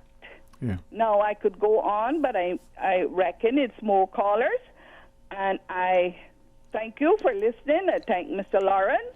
Thank you, Mom. That is my opinion, and we're just getting sick of it. If it caused that we have to be pushed and pushed and pushed into rioting, like some people say, yeah, but it's going to go there in the newspapers, and it go. So what? We're fighting for our rights. We're fighting for our country. We're fighting for our children. Good afternoon to Thank you, Mom. both of you. Thank you, too. Mr. Lawrence, if you wish to respond to that or anything else, I mean... No, we can carry on now. Yeah, ready. So, back at this now, I believe that, as I said before, let's take, for instance, this. Government now is giving away money to people who are in the tourism industry right now. What's the figure? $1,500? Is that what it's on? Yeah. I think it is. Something like that. I don't hold me to that. I know it's a figure somewhat of that much. Yeah. Now, what I want you to ask yourself now is the money isn't really that much, right? To pay one's bills. But should we be saying to those people, come on in, have some training for when the country open up, and in order for you to get the money, you come in and have some training and have some in the field that you wish to work at, that you was working at before, get more training so that when the place opens up, you can take over this field or whatever the case is. We haven't put anything like that in place yet, right? And it's an opportunity to still do that and ensure that when we do open up, they're ambassadors towards the field that is ahead of them. Simple things like that, I believe, that could be done. And, it's a collective thing that government has to do in order to tighten their belt to be able to drop the cost of living, the cost of business, and then it'll trickle down, basically. But as I listen to you, listeners weighing in here and talking to the last caller, right? We can come back to that in a second, but this divide, this growing sort of discontentment that's happening. Some have asked, well, is this part of the ploy to further destabilize the society? Every other country has gone through it, why not us, right? But is there a way to avoid that? I think so. Is it that I'm being naive or just overly positive? I think we can get to a better space without having to go through. It doesn't have to get worse to get better. Well, why should there be any divide? Exactly. As I said before when I first started talking here, that there's laws in place that simply just need to be in effect and enforced, and you'll simply see a smooth and easy change.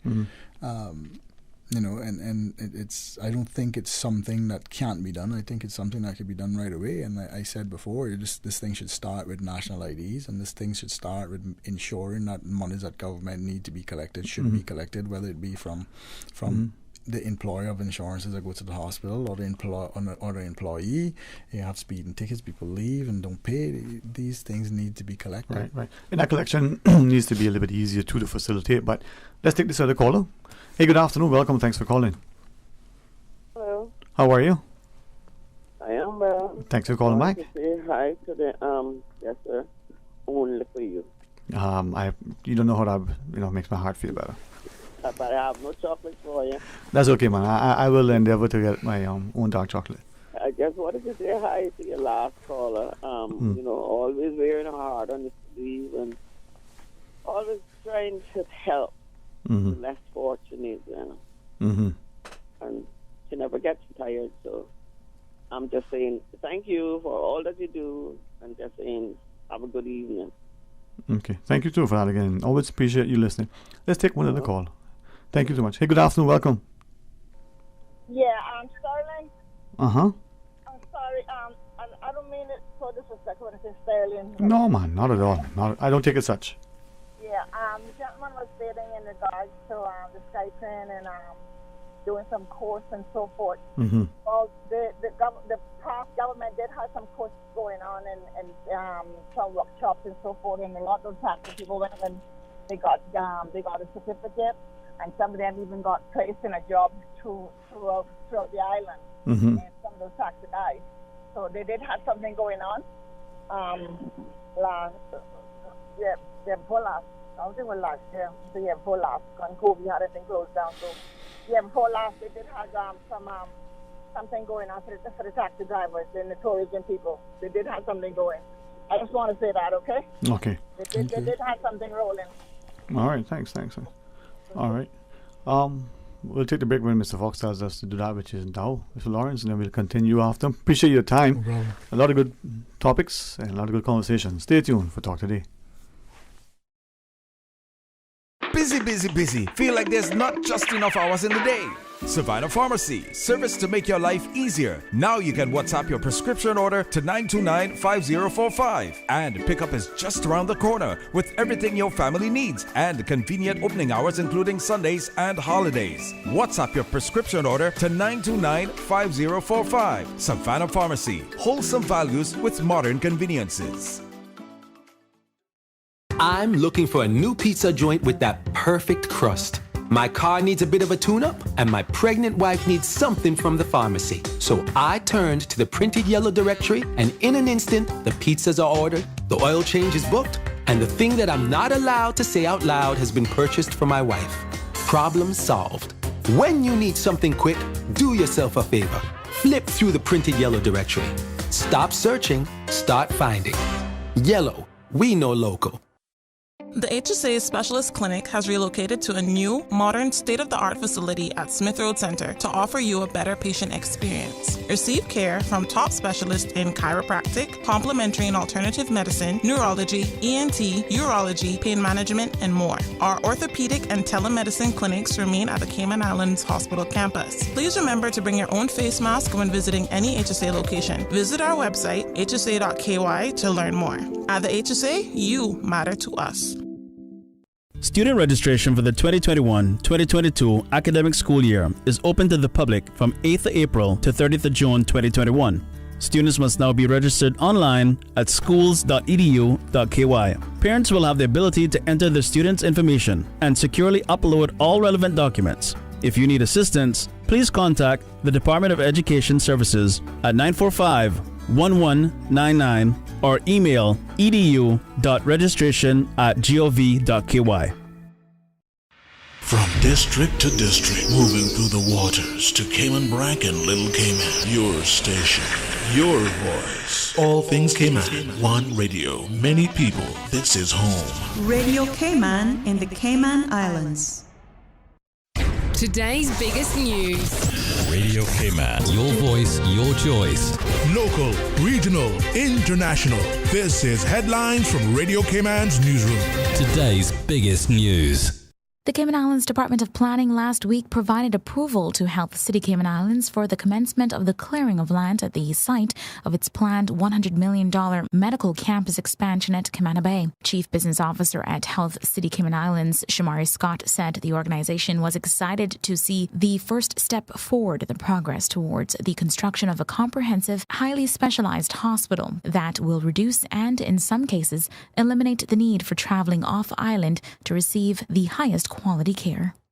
Turning to international news now, a chemical-laden cargo ship is sinking off the coast of Sri Lanka, sparking fears of an environmental disaster. The Singapore-registered Express Pearl had been on fire for almost 2 weeks before the blaze was put out this week. Hundreds of tons of oil from fuel tanks could leak into the sea, devastating nearby marine life. A tabloid publisher accused of burying a story about an alleged ex-lover of former U.S. President Donald Trump in 2016 has agreed to pay a fine for violating U.S. election laws. Mr. Trump will not be punished or the subject of further inquiry, the Federal Election Commission ruled. The FEC found that the money paid to ex-Playboy model Karen McDougal during the presidential election amounted to an illegal campaign contribution. The publisher of the National Enquirer will pay a fine of $187,500.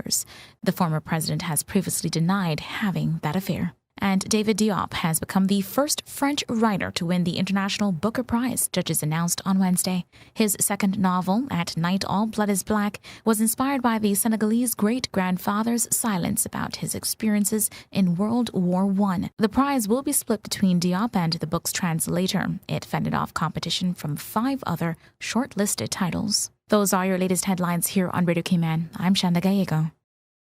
For the latest in news and information, follow Radio Cayman on social media, Facebook, Instagram, Twitter. Download the Radio Cayman app or log on to our website, radiocayman.gov.ky.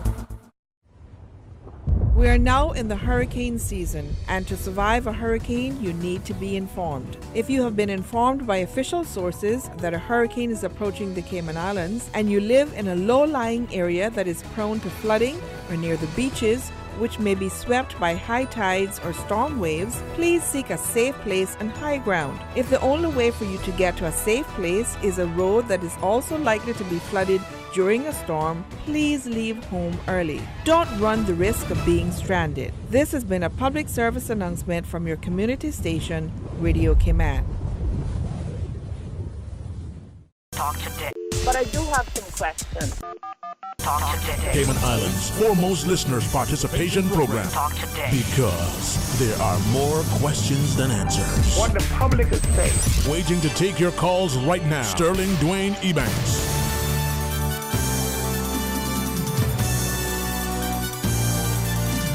Hey, good afternoon. Welcome back, and thanks for joining us. And I'm very, very grateful to those who are listening and calling, and to our guest. And today, Mr. Kerry Lawrence, there are a number of people like you want to have on all the time. To me, I appreciate his sentiments. He always shares things. But we need to get the space in our society where more of us able to have access, see the access we have and take the opportunity, but share from an informed perspective with a willingness to engage responsibly and respectfully. As I said, I'm wondering to what extent our people are getting to that place where we're no longer looking at trying to pick a fight, as it were, but we're not going to be backed into a corner and be belittled and begrudgingly sort of pushed to the margin, as seemingly is happening. But not just these, but them, all of us. It is our home. I mean, this is where we are. I think that generally we're as a people, we need to start somewhere again, and we need to ask for certain things that will trickle down. Okay. So I said we need to ask for the national IDs.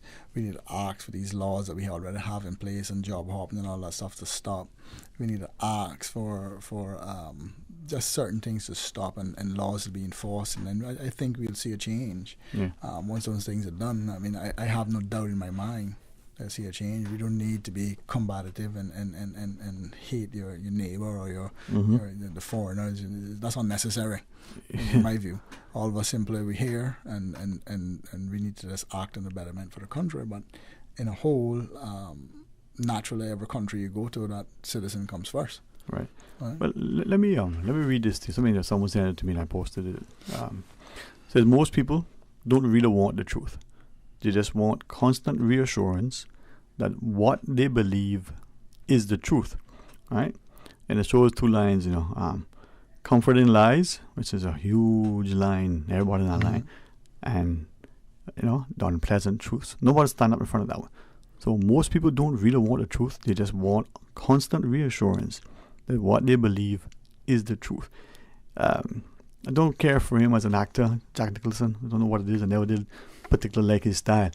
But everybody knows the flick that he had, and he said, "Oh, the truth! You can't handle the truth." Yeah. Right? But is that the problem? I mean, George Jones' song, "The Cold Hard Truth," rings true. To me, Billy Joel, as a storyteller, reminds us at the end of the program, we're going to song selected that we're going to play. But is that the problem? We don't either A, want the truth, we're willing to bend the truth. I mean, apparently there's inconvenient truth, but there's also alternate truths, which I don't quite get yet. But what is the problem? Well, in the way I look at it is like this. Mm-hmm. And parents these days have to do what they have to do to make ends meet, right? Okay. But in that time, you have your kids being left behind, raised by iPads and computers and everything else. Yeah. And that's what's happening with the social aspect, which then turns over to a huge social aspect when those children grow up. Uh-huh. Right? So we haven't been looking at that for a very long time now. Right, the education system has been broken. I won't say like the learning system. That's the attitude and towards what's happening in there, and the care towards grooming our children has been broken down now for over 20 years. 25 years has been broken down. That has a huge aspect to do with people going out in the workforce, making sure our Caymanians and our youth get job opportunities. It's huge, right, to manage this issue and to get it back on track. Right. And going back on the political side, you have to look at the political side as in voters themselves and Caymanians need to get over the fact that you need to see your politician. I can never understand that. Right? Yeah. And I can't understand that because I don't want you as a politician come and knock on my door and see me and tell me hi and bring me a turkey, right? Yeah. I don't want that. Right, Caymanians, and some of them look up to that and want to see you, and you need to come and greet them, and you need to come and say hi before they vote for you. That's foolishness to me, right? I don't need to see that. What I want to do is I want you to give me a list of things that you've accomplished and that you've done, right, to make my life and my children's life better, right? But is that the thing, as you shared our approach on what we expect of our politicians, and then when they seem to deliver, we castigate them. We tell them we don't want them to be our social workers, our pallbearers, our Toastmasters at our weddings, but we also don't want them to pay our bills in this. But yet we go to them expecting these handouts, these things, and when they say, well, the law says I can't do this, or I'm out of principle, I won't do this because I need to teach you to fish, not give you a fish today and every day. We castigate them. Oh, that politician, I'm going to vote for him again, boy. See how he is now? Well, the notion I got, talking to people, I haven't seen this politician, I haven't seen that one, and you don't really need to see them. You just need to judge them on what they've done. And if you can do that, then I think you'll get the education system fixed. Yeah. Because if you're judging somebody on what they do today, if you was to fix it, let's face it, if you was to fix all the issues that we have in schools right now, government schools, at this point, when do you think you'll feel the effect of that? Well, is that a problem? That we don't see the long... In fact, that plays in nicely with a comment from another listener that want to share with us. We expect the microwave mentality to be at play. Yeah. We want it now. We have this thing, and I wrote down the 100 days syndrome that I keep referencing, right? Maybe it's a good time to do that.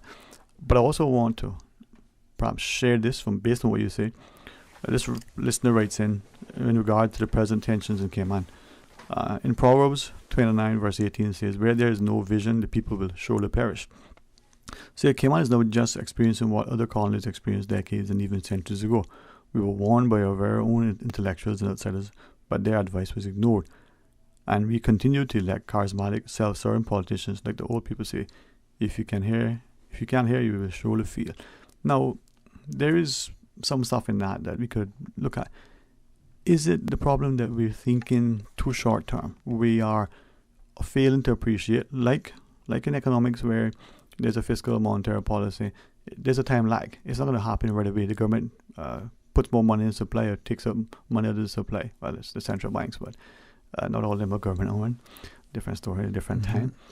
It takes a while. There's a knock-on effect, a change in administration. Partly why I've always believed that the Cayman economy being so heavily linked to the U.S. economy, if our elections were in line with theirs, the time lag wouldn't be as impactful. They get a new government 6 months later before they see anything. Now, we have elections 6 months after. We got a year, right, before anything seemingly might transpire. A year and a half into a 4-year term, the last 6 months of which will probably be campaigning, the other 2 years are probably just finding their way. We're putting ourselves behind the 8 ball constantly. Well, I believe that generally, I think people was looking for a change when it comes to politics, meaning that even the way you vote, they wanted a change, right? Yeah. But I think people realize at this point that the way that they change the vote isn't really the way to be. But those of us who castigated were anyway. Go on. Right? Because it's. I mean, it's in politics, and it is what it is. But I don't think that any politician or any wannabe politician or anybody that out there that in politics right now say that they deliberately going out of their way to hurt the Cayman Islands or to hurt the country. I generally believe that that they love the country. It's just so much to be done, and to choose what you're going to put first and what you're going to do may lose your seat, because if you go in there and you possibly fix the education system that you're not going to feel for 30 years and somebody going to question you on voting day, what have you done? Yeah. Right? So let me ask that. Cayman is of the view that you have to touch and feel what you've done. I have to drive on this. I have to see a street light. And you tell me what you've done, right? Yeah. Whereas if I could show you in writing, well, I've fixed this and I've fixed this, but you're going to see this in this time. If we move towards that, and that's the voters that have to move towards that, then you'll see more of a change. And as the adult voters and voters coming up, we need to move that way for our children, because if you don't, we'll forever be in the same situation that we are. I like that, and maybe, hopefully it's not because I share your sentiments. Think more about what our ancestors did, the service and the sacrifice that they were willing. It was a long-term planning and long-term effect is what causes us to strive and succeed. Relative to the way we elect people, we had a system before we changed it to where everybody got one vote. We can see that that's still not absolute parity, because if you vote in a constituency that has 500 voters and you're one voter of 500, or you vote in a constituency that has 1,000 or 2,000, well, your vote in the 500 is weighted more heavily than the one who has 1 to 1,000 or 1 to 2,000. Yeah. That's just a weighted average, right? But if I might ask, do you have a preference for the way we should elect? Do you like the one person? Do you like the national vote? Do you like what was there before? Is there a better thing? Honestly speaking, I believe, and this is my belief. Yes, sir. I don't like the one man, one vote system. I'm with you on that, yeah. I don't like that somebody can get in with 200, 300, maybe 85 votes, depending on who run and how much people run. That is a possibility. Right. I don't like the fact that you only have to please X amount of people. A small percentage with the election, yeah. For you to secure your seat. I don't like that, because you can basically count your vote. So I'm not with that program. I've never been with the one man, one vote. That makes two of us. I actually voted against it. Makes two of us. So I believe in strongly the system we had before worked, right? But the only change I would have really made to the voters issue that we have here is this. I think your premier should be elected by the people. Nationally? Nationally. Okay. Because you can end up having one government with a different premier. Right? Which leaves a mix. Which leaves having to work together. Okay. Right? Okay? So I think the premier should, so then you'd automatically know who your premier is. Because you'll force people to get into groups to say, I'm aligning with this person or that person, because this will people be. So you have to campaign, I want to be premier? Yes, you campaign that. One person, 10 people, you vote for that one person for the group? Person for that group. Okay, so nationally? Right? Okay. Nationally is what I believe should happen. The system we had before that everybody vote for who they think is best for the country, because let's face it, the island isn't that big to say I can only look out for this district or that district or this constituent or that constituent. Right. When you pass laws and you make things, you do it for everyone. Okay, so exactly. So I want to come back to that, but just for clarity on the premier.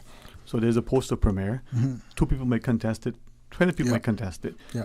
Is it that you're saying, listen, you decide whether you want to vote for premier and you all in. Yeah. You get elected or not, too bad. Or are you saying, well, listen, you on the ballot, and then over here you can pick the premier? Yes. Which one? So what would happen there now is if you on the ballot, for instance, because only a certain amount of people can run, right?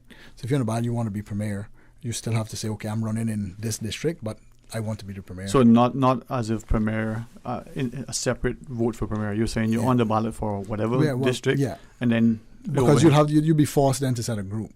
But okay, if or team, so you know who your group is, you know who the team is, you know who's going to run, you know what each person stands for. That was the thing that we had last time. Remember, you had the opportunity to either, if you've had 4 votes in the pot, right? You can only do 3. You can do 1 if you want. Yeah, you can't do no more than 4, but you can do up to up to 4, and so you had a choice. Right, okay. You had more of a choice than you have right now. Right. But back to the Premier thing, I want to make sure I don't misunderstand. You're saying that the Premier will be, under your scenario, elected nationally, all of us, as all the voters, but also be elected for a particular district, particular area. But then how does that... Because what would happen now is you'd have to form a group. Like, so for instance, let's take Park, for example. And then we had PPM running and the Alliance running together, right? So we knew who the Premier would be, which was Roy. Okay, so in the Park group, and they said that he came in the group and said, okay, Wayne is going to be the Premier. We're putting him forward. This is our group. We're putting him forward. We're in alliance with each other. We're putting this person as Premier. So what would happen now is you'd vote nationally for those two people. But maybe okay, I hear you. I'm not quite sure that would necessarily play out in terms of if you're saying that the accountability as Premier is for the country. It is for the country. Take the cabinet, for instance. Then how would then, in your example, how would we select cabinet? How would cabinet be selected? Would the Premier pick it? Would it be voted by everybody? No, well, what happens, how the cabinet be selected is who your group is. Okay. As it is now. So why not have the Premier then separately? Whether it's... It could be separate. I would just like to see a national vote for Premier. Yeah. Because then you can elect who you want your Premier to be. Who you think that can lead the country in a better spot, that's who your Premier should be. And that person should throw up the hat in the ring and say, winner takes all. Winner takes all at that point. Before we go to the break, you just quickly reference, the PPM and stuff. There seems to be this growing, and I'm not a proponent for anything that divides us if it doesn't strengthen us. It doesn't make sense to me, right? We were getting this notion of party colors and party allegiances, and this party thing that is just, I don't know, man. It's one of the most disgusting things in itself when it comes to this stupidness that doesn't bring us together. Yet we find people looking at people and say, oh, well, he is aligned with whatever, so therefore I'm not going to follow him anymore because it's partisan, right? So you hear people might say, well, isn't he part of them? Wasn't he part of that? It's simple. Listen to me. I look at this like this, right? Anybody that get in right now, the Park had to form a group. Yeah. So they're a group. Are they a party or they're a group? What are they? But they're together. Right? They're together at this point. Right. So anybody get in there, you have to do a group. You got to work together. But I am not, and I've never given my vote to somebody that I don't think they can do good.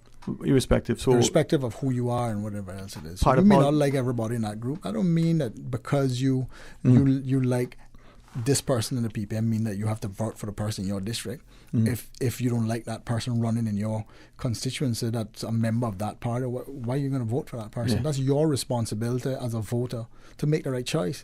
So that from what you're saying, that the party system to you as it is doesn't really... It don't play any part in that because as a voter, you have a choice. Okay. Right? Whether you support that group or the next group, you have a choice. At the end of the day, that's a voter's choice. Yeah. So if you choose to follow red, green, blue, pink, yellow, that's your choice. Yeah. Right? Don't drink the Kool-Aid. No. Okay. So you have to make a decision on your own, on who you're going to vote for. No matter just because you're running with this group or that group, I must vote for you. Yeah. It shouldn't be. We'll take the final break. It's your choice. I appreciate you, having such an open, frank discussion on almost everything. Maybe two things we can talk about as we close out. Population, where we are, what you think the numbers are, where we should go, and the sustainability of such. And come back to education system. I'll reference something in a second that someone sent me on, but those two things, unless there's something else. No problem. We can go on that. Perfect. All right. When we come back, we'll continue our discussion. So rejoin us, please. Explore your history. Explore your land.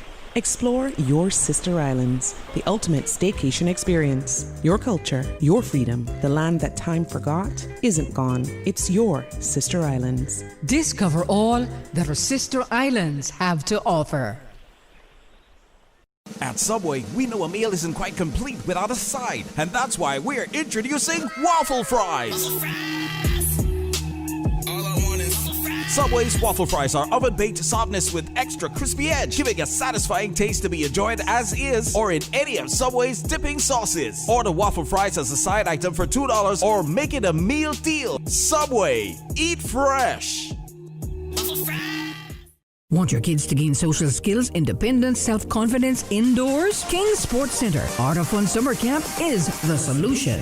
Make memories, learn new skills and life skills. Activities include basketball, football, dodgeball, arts and crafts, squash, drama, kids aerobics, bowling, and much, much more. King's Sports Center Art of Fun Summer Camp will be held from July 6th through August 6th. July 6th through August 6th. Monday to Friday from 8:30 a.m. until 5 p.m. Camp includes all activities, 1 lunch, and 2 breaks. The early bird special ends on May 31st. For more information, call 946-5464 or email kings@candw.ky. Your one-stop facility for fitness, recreation, relaxation. Celebrate the Queen's Birthday weekend by taking part in the Botanic Park's 5K Run Walk. Come out to the park on Sunday, June 13th and help raise funds for the Children's Garden Development. Your $25 fee includes a t-shirt, breakfast, and a chance to win in our prize draw. Enter the Royal Fascinator Design Challenge and take home the trophy for the best design. The Botanic Park's Queen's Birthday 5K, Sunday, June 13th. Register now at racecaribbean.net. Sponsored by the Ministry of Tourism, Cayman National Bank, Water Authority Cayman, Coca-Cola, Fidelity, and High Impact Media. Talk today. But I do have some questions. Talk today. Cayman Islands' foremost listeners' participation program. Talk today. Because there are more questions than answers. What the public is saying. Waiting to take your calls right now. Sterling Dwayne Ebanks.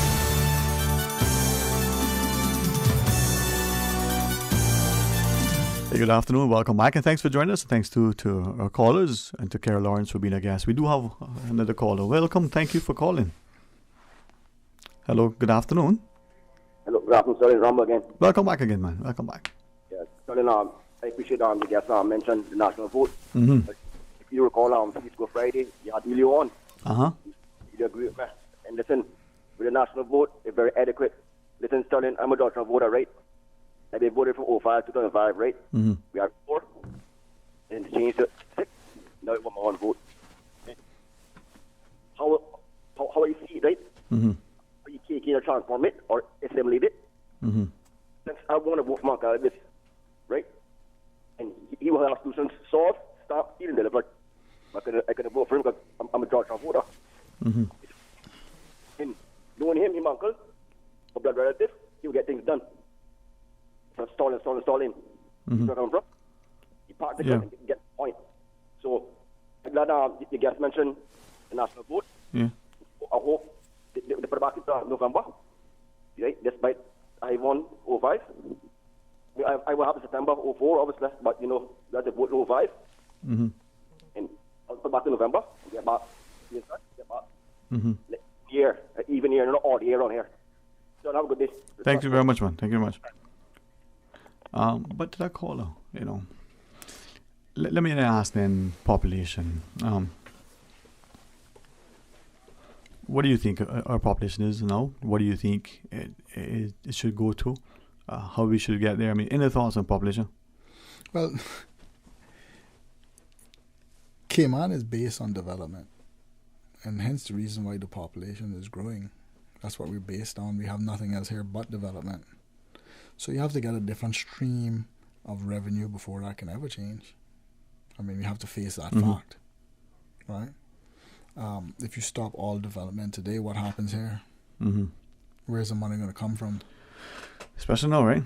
But is that the okay? So you can get up and you can say stop development. You can say do this and do that. I'm all for sustainable development, Okay, I totally agree with it. I think that we're moving fairly quickly.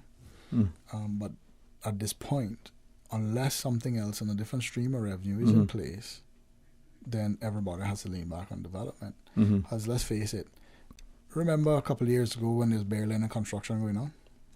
How much calls you got about not having jobs?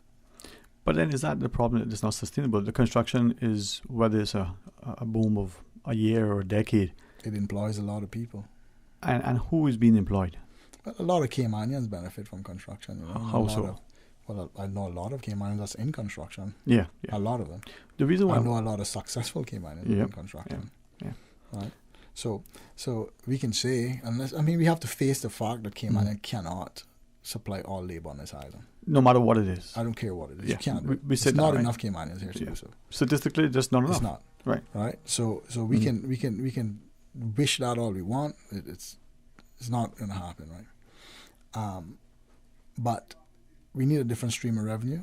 We need to get a different stream of revenue here. We have missed the boat on many, many, many occasions here. Where we could have had a different stream of revenue, and we've lost on it, right?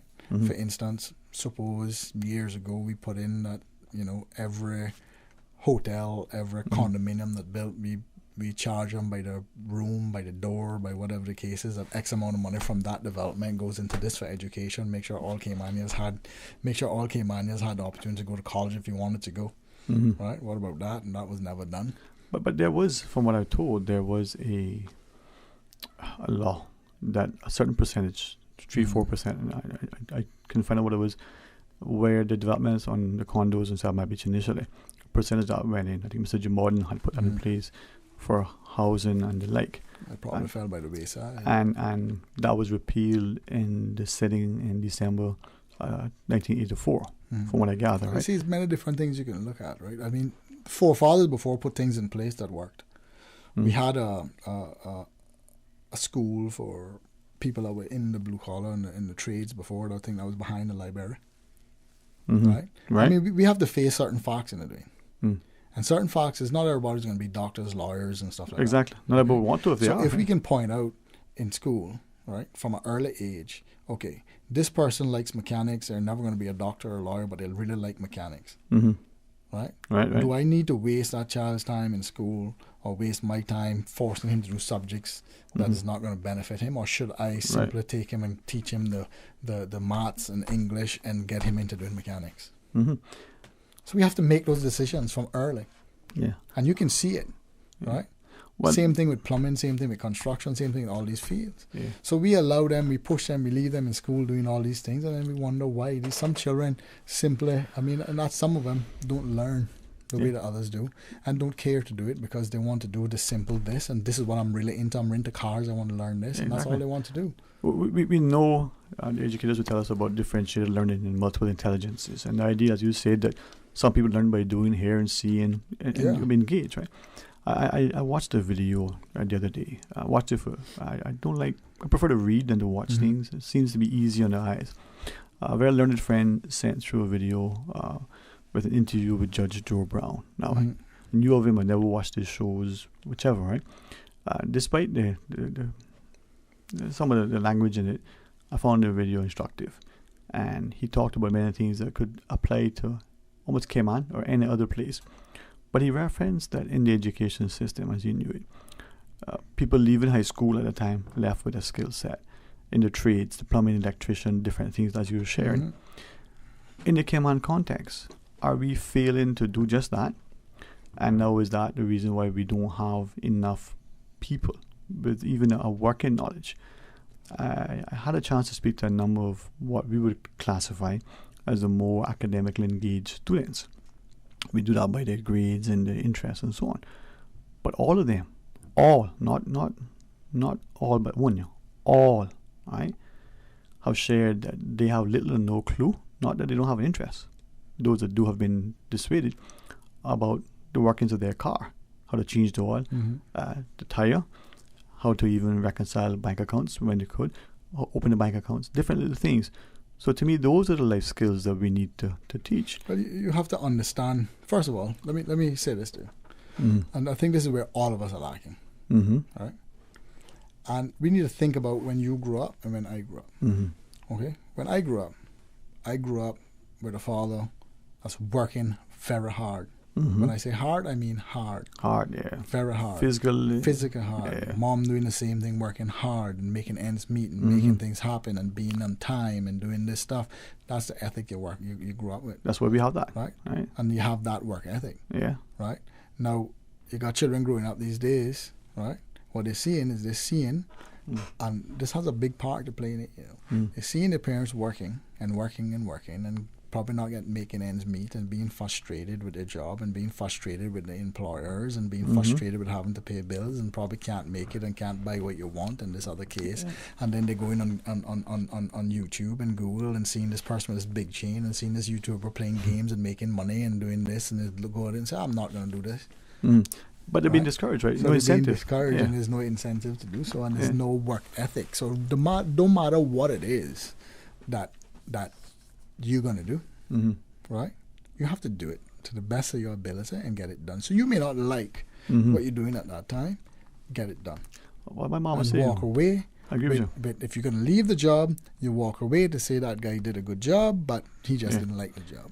But we've come full circle, right? I mean, think of what you shared, not even the skill sets relative to us as individuals having a functional knowledge of a little plumbing, a little electrical, a little basic mechanics, right? Which I think are fundamental. I think those are the true intelligence, right?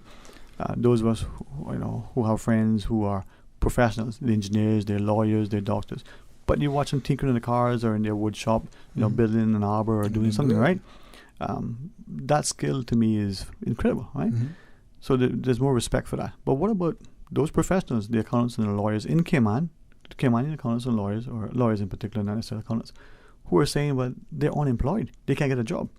They've got the skill sets, they've got the qualifications, they've maybe been working, whether it's the cashier, whether it's the accountant. Well, again, you need to look back. At the beginning of the show, I said to you, we need to look back, and there's no statistics out there to say, or maybe immigration can tell you, or works, how much people job hop and from what jobs. Okay. Right. So until you have that in place, you can't really talk about it. And why? Why is it that? Exactly. Because there is something that where employers and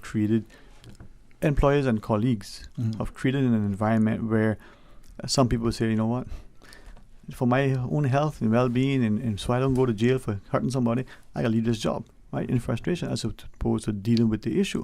So our employers creating an environment of constructive dismissal, our colleagues sort of behaving in a way, but you want to use the word bullying otherwise, that are pushing some people out. Well, I'd maybe have some of that, yeah. But I mean, as an employer, right? If I'm giving you a wage, I expect an honest day pay. Honest days pay. Honest day pay, honest day work. Yep. I expect. I know what I can do. I know what time it takes to do it. And I don't expect you to meet my time in doing it, but you gotta get close to it. Yeah. So then is that a part of the other problem? Not only the environment I described, but us as employees don't understand the importance of getting to work on time. If you start work at 8 o'clock, you come before 8 to get ready to. Well, this is where your work ethics come in. This is where your time come in. Remember this, this is what people miss. You can get plenty of things back in life and plenty of chances to do things in life. Right.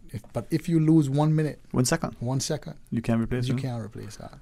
Yeah. So that time is more valuable to me than anything else. Well, I'm with you, man. I think there should be another commandment: thou shalt not waste time. Okay. So that's something that you need to pay attention to. When your schedule allows, maybe with somebody else, we can come on and continue the discussion. Hopefully, I think of you. I think of some others that we've invited on. We've extended invitations likewise to come and share. That'll inspire, it'll encourage, but it'll also cause people to think pensively and reflectively with a notion that we're looking to come together. Not that I don't see the point in agreeing to disagree, but the point that we're going to have a discussion with a view of making it better. As we close out, any sort of final thoughts? I would just like to say, as Cayman, and I think that some people or most of us need to come away from electronics a bit. Spend that family time, spend that friend time, talk to each other, build relationships, because it has something to do with what you do, and how you grow and how your children are molded, and see those relationships build, and I think that's what we need to move towards. And thanks for having me here, and maybe I can join you again at some time. Certainly would like that, and I'm hoping that we'll find ways to forgive ourselves and forgive each other, but not reward mediocrity. A participation agreement. You're not attending the conference to get a CEO. You're attending something because you're willing to contribute. Hey, thank you very much for the afternoon. Enjoy the rest of it, man. No problem. Thank you. All right. To all who listen, let's find a way to make it better. Sometimes we may actually think we know what we know, but we don't actually know it. And when we see the person, we think what we see isn't what we see. But pay close attention. The next song selected is probably one of my favorite artists, Billy Joel. He is a storyteller. The song and the lyrics, if you don't know it, listen, read it, We didn't start the fire. Until tomorrow, be blessed.